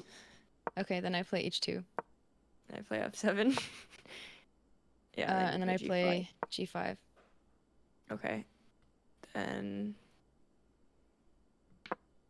Can I play King E? Oh, Ooh. King There has to be some G3. kind of like trick with. No, King King G3, G3. King G1, and then if you queen, Oh yeah, then it's if a win I for white. queen, Yeah, then yeah, you yeah, can yeah, mate, yeah. but I can queen with a knight or whatever. But then I still win, no? Probably, yeah, but I just want to Yeah. see. King G3, King G1, promote queen, and you can't promote queen because of Queen F2 mate. And then if you promote to knight, I just move. Yeah. I just really want something like this to work, but I don't think it does. That variation was so much more complicated than people expected it to be at the beginning, I bet. That's a super, super good calculation.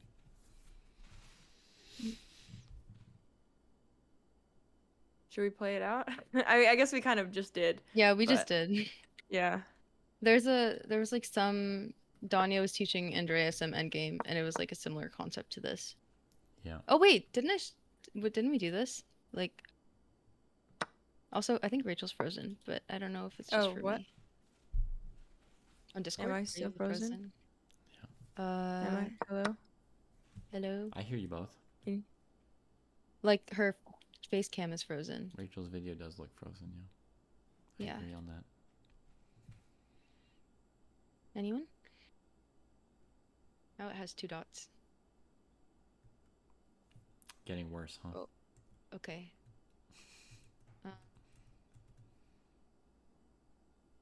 probably just give it a minute. Yeah. Yeah. Yeah. Mm. So that was a beautiful variation there with f5. Mm-hmm. With king f2, very nice. And then Mm-hmm. f5, whether black took it or not, checkmating variation for white was sound, I believe. Yeah. Yeah. Yeah, very cool. If black took on f5 when you play f5, then you have to push past it, leaving them an f pawn to avoid stalemate. Mm. Yeah. This position looks so like I don't know, it looks so normal, but there's a lot of stuff in it. Mm-hmm. Yeah, Uh, that was a cool I variation. think okay. I think I might have dropped. I think Wi-Fi died. Just like mildly concerning because I forgot to connect my Ethernet, so I'm on the same Wi-Fi basically as her. Mm. So you're just waiting to die yourself. Hopefully not. Yeah. Hello? Hmm. Yeah, apparently she's still live, so the stream didn't F, which is good. Yeah, stream's still on. It's amazing. Stream is still on. Okay, I mean, you're Yeah. here, but can you hear us?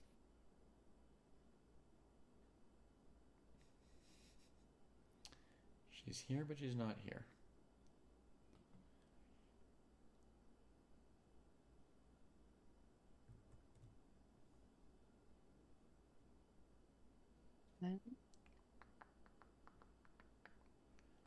So many tech issues this stream.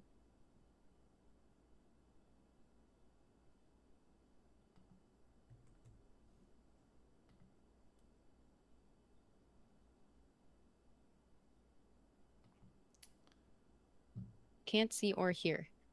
Okay. Okay. What do you advise that we do? But still streaming. All right.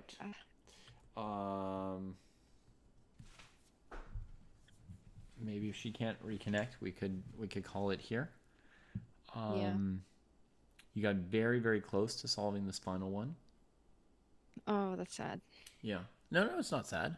You did great work. That was what, 4 endgames in about 2 hours? Yeah. Pretty good. Pretty good. Yeah. This last one is the trickiest one. So this variation that we came up with at the end, in analysis, right? With king f3, king takes h2, G4. g4, h4, and then this brilliant king f2. Beautiful move, king f2. This doesn't ruin the aesthetic beauty of king f2 at all, but black has an easy draw in that position with pawn takes g4 check. And then Sorry, I'm just gonna join on my phone until Okay. I'm just gonna restart my computer. I don't know what happened. All right. Great. This is just skill issue. This is just a draw. Yeah. Yeah, if the pawn takes Well, first, it's the then it's same stalemate, thing. right? Or If the pawn takes we on were- g4 check, then after king g4, the black king can just sort of, bother the white pawn from behind. And that's a Yeah. simple We draw looked that at this you before too. both found earlier on in a different position. Yeah. Yeah. wait, sorry. So after king g4? Mm-hmm. After king takes g4, for example, black would play king g2. Okay. Yeah. And Okay, wait. I'm gonna go on your account and see because I don't know what you're talking about. Okay. Okay. Yeah. Oh, I see. It's funny, I didn't even consider it because it looks like white's winning, but yeah, we did see this before. Oh yeah, Saw yeah, the yeah. exact thing. Yeah. Yeah. Okay. I see. Yeah. Endgames are so hard. We just missed one Yeah, thing. somewhat, but you got a lot of things right, and I really did not help you much tonight, right? Yeah, I could see it in your eyes. You were like, What could you see in my eyes? like cogs turning, you know, Okay. Yeah. wanting to say something maybe. Yeah. Maybe. But I think the important thing we saw is you were able to get really far through a bunch of positions without too much help, right? Without Hmm. basically no help at all. Hmm. Um, you know, the most I did was once or twice tell you play another game versus keep talking about it. Um, and there are times when talking about it is useful too. And other times where if the analysis is going too far, it's just faster to play a game at that kind of a time control. So obviously that time control puts a lot of pressure on you. It's hard to play really well, but the time usage can go different ways in different games. Sometimes you start off like playing quickly till you get some ideas, and then you can play a slower game following some ideas that you've come up with. Hmm.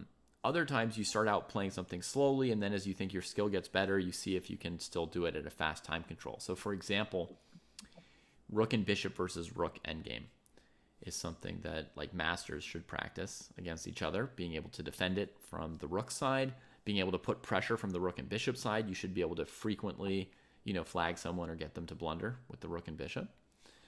Hmm. So that's one where you would start playing it with, 10 minutes and 30 seconds. And then if you manage to play it well, you would slowly like speed up and see, can I do this under more intense pressure and still maintain those moves? But I thought these end games here were decent ones to play kind of quickly, try out a few ideas, and then hone in on which ideas you think are good. And yeah, you managed to solve 4 end games in 2 hours. I think that's a good rate. The last end game you were very, very close to solving. So let's just do like a final mention on that end game. What would be your final assessment so far? I know you were maybe like 1 or 2 games away from being certain, but I don't know. Does Rachel want to go first or I go first? Draw. Yeah, I agree. Draw. okay. And of g5, h4, and king g4, do you think which? I'd probably King G4. I think puts up the best fight. Mm-hmm. Yeah. Mm, What do you think, yeah, Anushka? Yeah.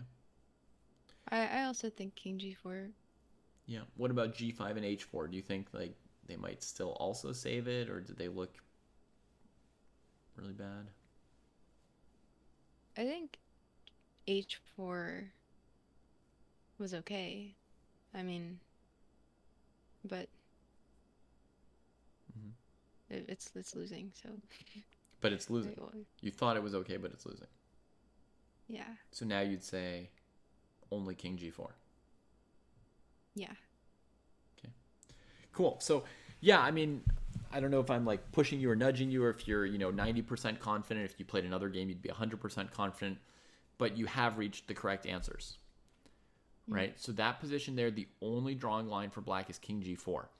The basic default for a position down a pawn in a king and pawn ending is that it's lost, right? So the default for black is that they're lost, and it's good that, I mean, it shows some basic knowledge and skills from you that neither of you tried playing something like king e6 or king f6 in the starting position and just sit there down a pawn, right? Because it Mm. will eventually lose. Um, the g5 line was losing. You found like a great plan of bringing the king around to like f7 and g7 from behind. There's one detail that you hadn't quite figured out with the opposition situations, which is when there's a king on e6 and g6 and black has the opposition, white can always just play h4. You've got a pawn move left in reserve. You can advance the wrong pawn forward, but once you have the opposition, the white king will be able to walk in and eat the h pawn, and you'll be up 2 pawns. Okay, Does that yeah. make sense? I never even considered it. In the Yeah. g5 fg positions, right? You march the king up, and you guys were like fighting about whether or not you've got the opposition. You weren't 100% certain that it was a win, but white did manage to win each game you played. Yeah. It was definitely a win, and there's an extra tool at white's disposal that there's a lot of positions you play h4 and black's just dead. Then your king Okay. walks in. In addition to that, I think the original move g5 should lose pretty clearly to king f3 for white, just stopping king g4. If black trades on f4, gf4, gf4, you eventually push up the board as white and take the h pawn with your king, and you've got 2 pawns up. So I think g5 also loses very clearly to king f3, and I think it also loses to h3. Just preventing king g4 as well. And then the move h4, yeah, white should play king f3 as you did in one of the games that white won, right? King f3 and then hg, hg, and black can never play g5 because of g4 check f5. The g4 f5 position versus g5, which you had initially thought like, oh, maybe this will draw now because the pawn's not on the 6th rank, it's on the 5th rank, right? Yeah. Basically, when it's on the 6th rank, it's winning because you sack the pawn and your king walks through. When it's on the 5th rank, there's no stalemate, so you can always play f6, king f5, and then take the g-pawn. And that position pushed a row back is stalemate, which is why you can't win that way in the other position you guys had. Okay. But the more normal way to win with 2 pawns placed like that next to your opponent's pawn is you push it a square, you come through and eat the 2nd pawn with your king. That's like the default technique. But when it's on the 6th rank, would there be the stalemate save for black? And then you can actually win by sacking the pawn because your pawn's far enough, you get the king on the 6th rank. Okay. So I made that connection wrong. Was I right? Is that from Chess Fundamentals? I have no idea. Okay. I guess it's probably in lots of things. It's probably in a few endgame books. I don't know for sure. But yeah. So basically, you got it all. That one's quite tricky, right? Lots of branches, lots of calculations, lots of techniques. There's some cool calculations with this h4, g4, king f4 line. So you did a lot of things really well in all this. And yeah, I hope that we have proven to the 2 of you and given you the experience of doing it, but also shown you what you can do on your own and how far you can advance with these kind of positions. When I tried to read an endgame book for like the 2nd or 3rd time in my life, at the time I still thought that endgames were more or less like boring and difficult. I tackled a book which had a bunch of theoretical positions, right? Like king and pawn endings, then rook and pawn endings, etc. But I read the book with a friend, and basically every position we would play out against each other. Because when I just read the comments in the book, it says blah, blah, blah, blah, blah, blah, and it's an obvious theoretical win. Or blah, blah, blah, blah, blah, blah, and black can resist. And I just, like, I didn't even know. Like, the positions where they would end their variations, I was just... And I don't like just saying, if you say so, right? I mean, I was like, I have no idea what's going on here. Just feeling completely confused. And so we would just play everything out against each other till we agreed. And it was really slow going. It took us a month to read one chapter. So, like 40, 50 pages in a month. And we were working probably 6 hours a day just on that book, plus a couple hours on other things.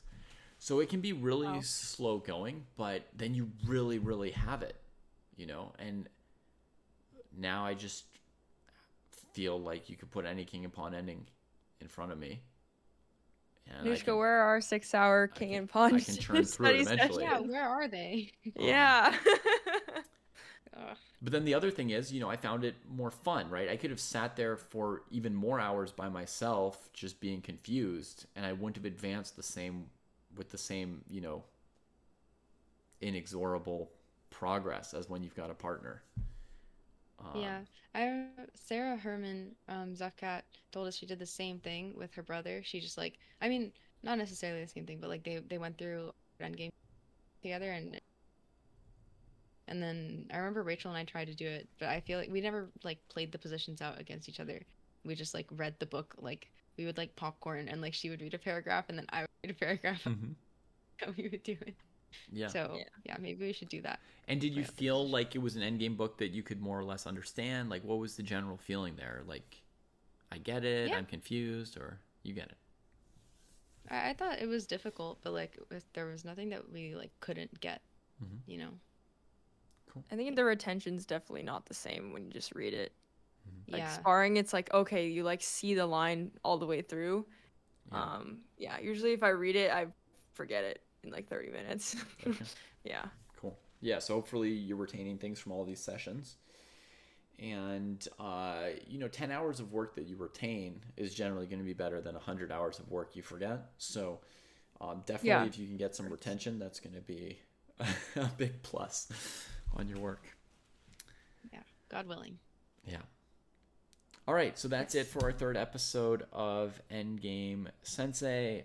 Thanks again to Rachel and Anushka for doing this in front of everybody. Thank you, David.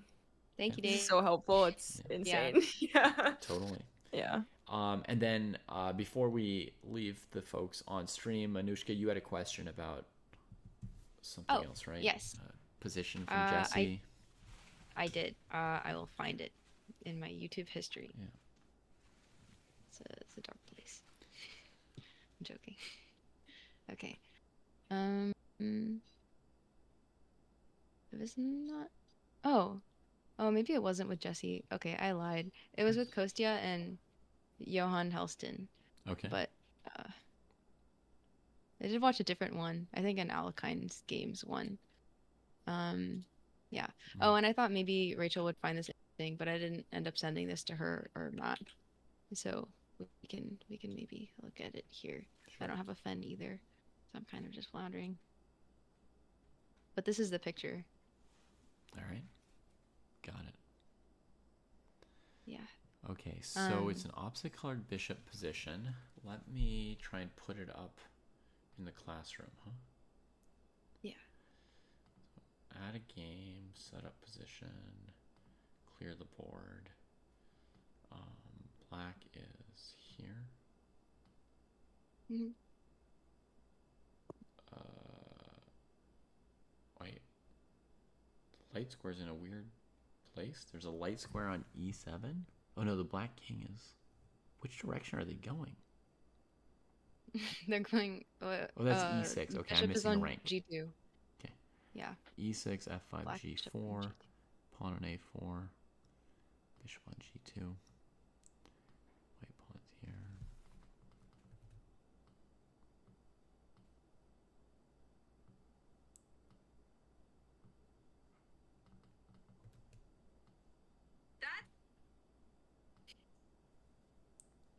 My bad.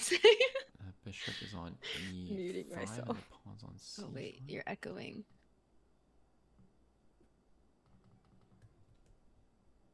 My bad. Part 2. It's better. Yeah.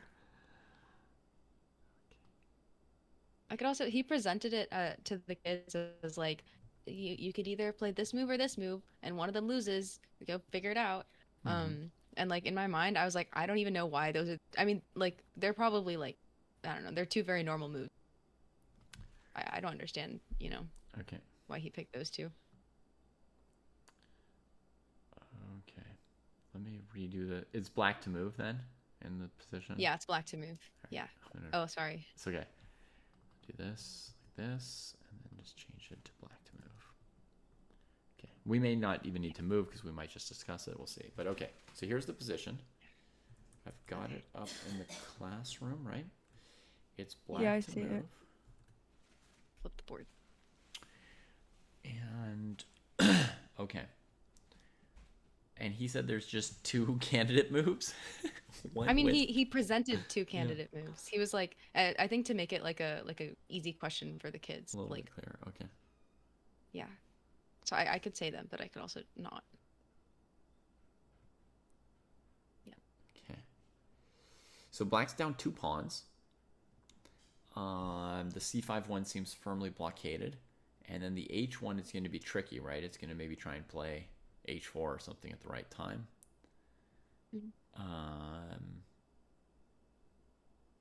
Is there any case where white could play a trick with E4? Bishop takes E4 and somehow overwork the structure? No.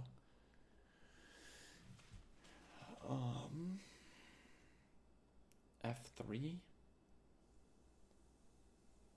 So if white ever played F3 and black took with the bishop, then H4 would be winning for white. So anytime white plays F3, black would probably want to take with the G pawn. And the G pawn goes. And then the G pawn Oh, goes, right? I just figured it out. Yeah. Sorry. Cool. Yeah, I was gonna say I know the answer and I still don't understand why, but Mhm. actually just like looking at it right now, I understand why. Cool. Yeah. Oh, H1 Chess rated you, Rachel. Oh, yay! Hi, H1 Chess. We're unfortunately about to end our stream, but we just did a sparring Endgame Sensei session with Chess Dojo. So thank you. Thank you so much for the raid. Although we will be raiding soon. But so wait, could you summarize the, because I've never seen this position before. Could you just summarize the idea? Oh, Me? Yeah. or someone. Sure. If you Yeah. figured it out. Okay. I mean the way he presented it was you can either go bishop e4. Oh, I can't make arrows. Mhm. Yeah, or bishop c6. And they both look like they kind of do similar things, but one of them loses and one of them is okay. And the point is, and David got this kind of, that if you put the bishop on c6, black can go, or white can go e4, bishop takes e4, Yeah. and then f3. And if bishop takes f3, then h4 wins, and if pawn takes f3, now that the pawn has been pushed from e3 to e4, the bishop can block the pawn from promoting by going to d4. I did not see that the bishop could block. Now I was like, what is the difference? Because in my mind, I was like, if the bishop goes to e3, and then you just like do something random, right? Like the bishop was ending up on e4 anyway. Yeah. Is the thing. Yeah. So I was like, what is the difference? But the difference is that there's an e3 pawn, and that means that the bishop Right. can't get So back. bishop and, like, e4, you block the e3 pawn, so white can never use the f3 break. Yeah. And once the bishop's on e4, f3 you could always take with the g pawn, and h4 you can always take it. Yeah. And if bishop c6, then e4 wins immediately. Yeah, evil. And if king c6, let's see if e4 wins immediately there. e4. This is so brutal, man. It's actually insane. e4. Bishop takes f3. God, white's only got that one h pawn left. That's it. But what about if bishop takes h4 and then g takes h3? What's going on there? Bishop here, h4, gh, king takes. Oh, king takes c5, like this. right? Yeah. Yeah. So I guess the white king has to walk all the way around to h2. Black king comes here. Maybe we should just attack the pawn from behind. I don't know. e5, king here. e4. We keep running away and hoping it's going to work out.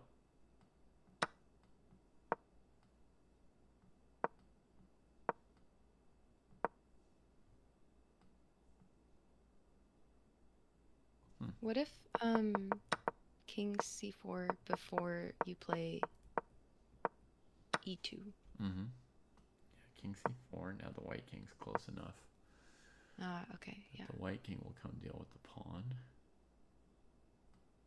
King b3. There's always bishop here. And then king d3. Yeah, Instead of king b3. We'll just go king f1 and just get under that pawn. Ah, okay.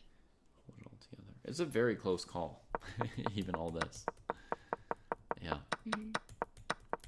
Because I didn't realize for sure that white was already threatening this e4 trick. I was thinking that white might play bishop d4. I know it's black's move in starting position, right? But let's say I play king c6. I was thinking maybe it would be bishop d4 threatening this e4 f3 idea. But of course, if bishop d4, black could play bishop e4, stopping the idea. And then, yeah, so that's the idea of this, I guess.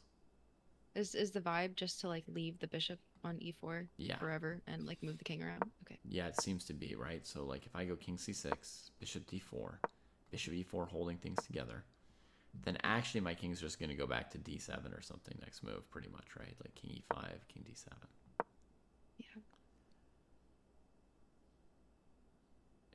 Okay. Yeah, no real breakthroughs from there. The Yeah. king has I'm to glad be I on f4 picked for that. the f3 h4 thing to be in play. Okay. Hope that was mildly interesting for chat. Yeah. Yeah, that's a cool puzzle. That's one of those positions that you definitely see often as a puzzle, right? Like a surprising move, and then people will be like, "Oh, it's a puzzle. I see. It's because of this, this, and that." But if you get it in a game, you basically never suspect that white's threatening e4 f3, right? Like you blunder into that every time as black in a game where no one tells you it's a puzzle with one drawing move. Yeah. Yeah. Yeah, it was a cool end game. I really like the US Chess School lectures. I think those are really helpful. Yeah. You seem to be studying a lot, Anushka. You're always No. referencing things you've been studying, right? Oh, this book, oh, that video, oh, this series of lectures. Am I name dropping? No, no, not. I sound cringe. Not in like a, not in like a, oh yeah, I was hanging out in a bar with Magnus last week and we were Yeah, just talking exactly. about, Like, yeah, my buddy Levon, he dropped this yeah. oh, no, I'm definitely not. I'm like, I was just like talking to a friend about this today that I feel like I've been taking chess for granted and like not actually working that hard and then complaining even though I haven't actually been working that hard. It's like, Mm, I need to start like, trying again. okay. Yeah. Yeah.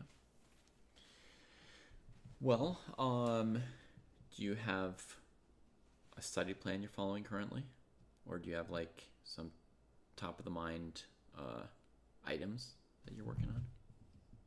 No, so in my mind, locking in is just like now all the free time that I have instead of like um watching chess videos, I'm like forcing myself to do tactics and like playing the endgame bot Mm-hmm. because that's what I used to do, and then because it didn't like seem like good studying, I like just stopped doing chess puzzles, and then I was like, oh, like I'll save my like tactics for when I read like my tactics book Mm-hmm. for Chess Dojo, and then I can put it into my heat map. Mm-hmm. And then it's been months since I've done like an actual chess puzzle, and I would like look at them, and so I was like, I just need to stop. I just need to start doing them again. So I've done like a bunch, and I'm gonna try to keep that up. Yeah. Yeah, months Yeah, without doing any calculation is too long. Um, yeah, Tactics is not what I was going to like immediately suggest, but if it's been months, then yeah, it's got to get into the rotation a little bit, right? Tactics is yeah. not something that one needs to like pound nonstop at your level, but it's something that you can't go a month without doing calculation practice without losing some steps, right? So Yeah. I would say one session per week is a minimum. Like 1 hour session of tactics a week would be a minimum for you. I would Okay. recommend that for you, a 1 hour session is probably about the right amount of time to do tactics at a go. Mhm. Like 5-10 minutes is not great, and 3 hours is kind of wasteful overkill. So Yeah.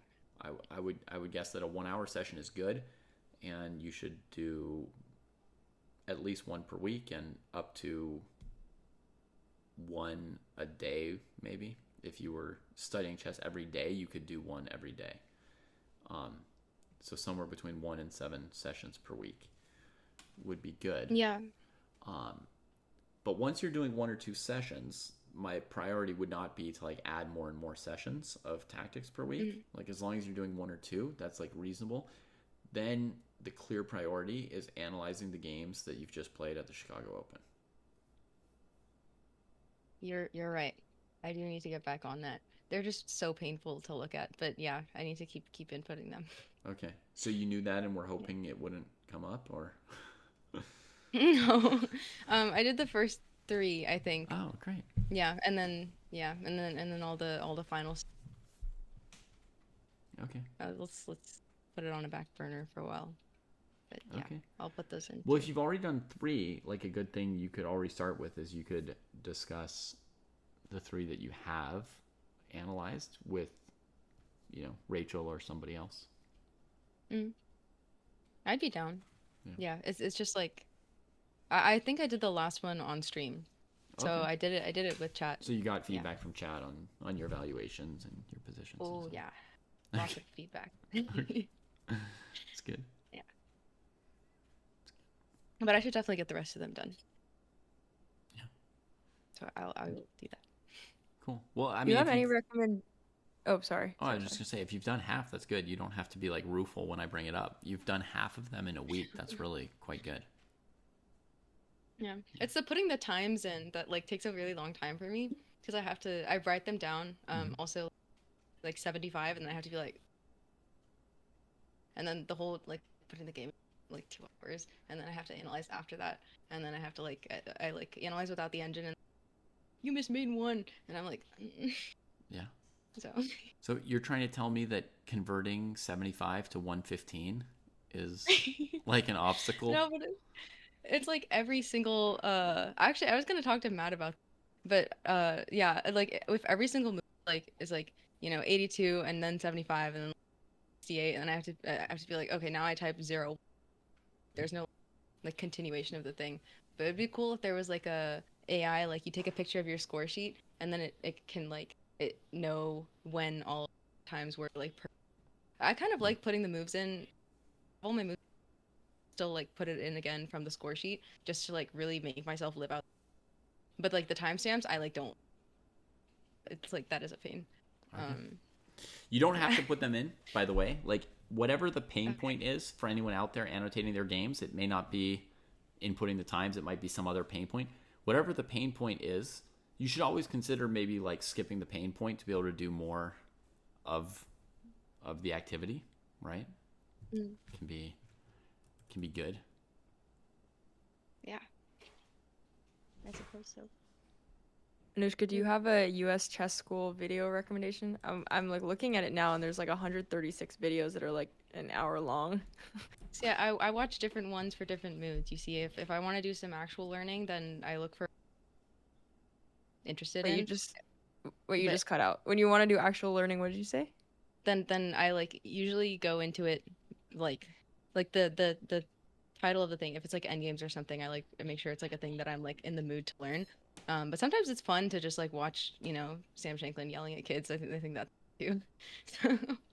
So whatever you're in the mood for. Real. Okay. Yeah. Yeah, I I just don't want to think know I if there learned was very like much one from listening specific to it. one where you're like, that really helped.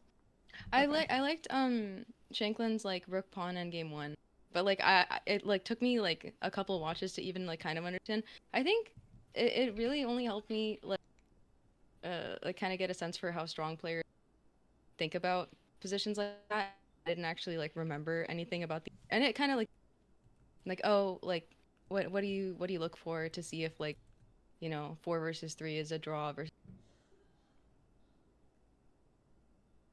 interesting and hopeful probably 'cause if I got that. But that one was also funny because I think he was like writing a book, so he was just like rattling off very. Then like, I don't understand why. And then he'd be like, fine, like play out a move, and then the kid would make the move, and he'd be like, okay, but then G5, and then King F6, and this is, and the kid's like, no. So yeah, I like that video. Your audio is pretty choppy, but I got the idea. You like seeing Sam. Oh, Yeah, I think I wasn't sure if it was cutting out for me, if it was cutting out for both of No, us. I Yeah. think sorry, it yeah. might be a Wi-Fi thing, or it might be because I was like jiggling my Stanley around. That's my bad. I'm sorry. No, no, it's It okay. did just We stop heard. Yeah. cutting out now. But yeah, seeing Sam beat the kids down with millions of variations. Nobody has any idea. No Yeah. one can keep up. Yeah. Yeah, we know the feeling. Um, Yeah. yeah, but you also, Rachel, you could be analyzing your games from Chicago, perhaps. Yeah, yeah. No, I'm also going through. I mean, yeah, I don't want to put an engine in at all.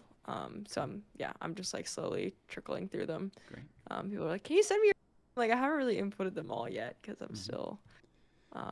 Yeah, I just want to like take my time with it. Yeah, I mean, if there are people who want to see your games, you can also input them without the comments yet, and they can play through the games and wait for the comments. Fair, that's true. Yeah, I might just do that first. Yeah. Sometimes I will try to just dump a few things that I thought about during the game, and then later come back and check if those things were right or wrong or whatever, right? Because I'm curious, like there'll be like the points that I'm curious about, right? Like I couldn't decide between these two moves. Here's how I made the decision in the end, and then later I'll come back and check if it was a good or bad decision, or whatever, sort of go through my thought process. But some of that stuff, sometimes it's useful to drop a few things in immediately of what you thought during the game when you still remember it. But you don't have to be daunted by how much work it might be to answer it later. You don't have to do everything thoroughly the first pass. You don't have to do it at all the first pass, right? You just dump the moves in. Mm. All right. I also noticed. Sorry. One last thing.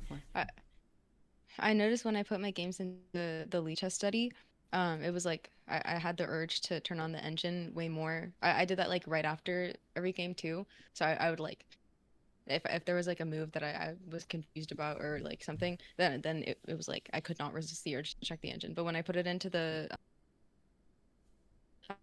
I don't really have that urge. So that's nice because I think I don't know, maybe it's like you associate one thing with one thing, mm-hmm. like online games versus like your study place.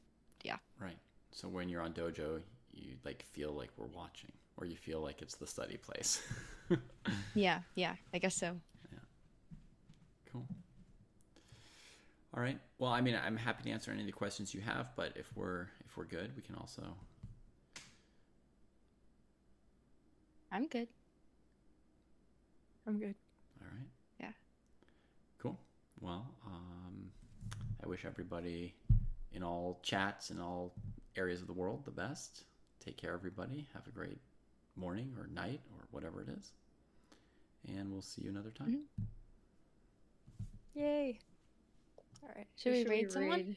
Yeah. I'll find someone very quickly. Chess category, we pick person. Drama Queen's playing dice chess. Okay. Yeah. Wait, GM who? Live lesson with Forky Chess. GM Bongsu? I don't see it. GMBANCSOO. Oh, okay. I see this person. Yeah. Okay. We can raid them. Okay. We can raid anyone, I don't mind, but yeah, I've never raided them before. No, let's do looks that. like they just started. Yeah, I've never raided them before. Yeah, lots of French people in the chess category also, but yeah, GM. Lots of French people in the chess category. Okay. Thank you so much, David. This is awesome. Yeah. Thank you very, very much. Yeah, this is a great study session. Chat, say thank you. We need to say thank you. Good, everybody.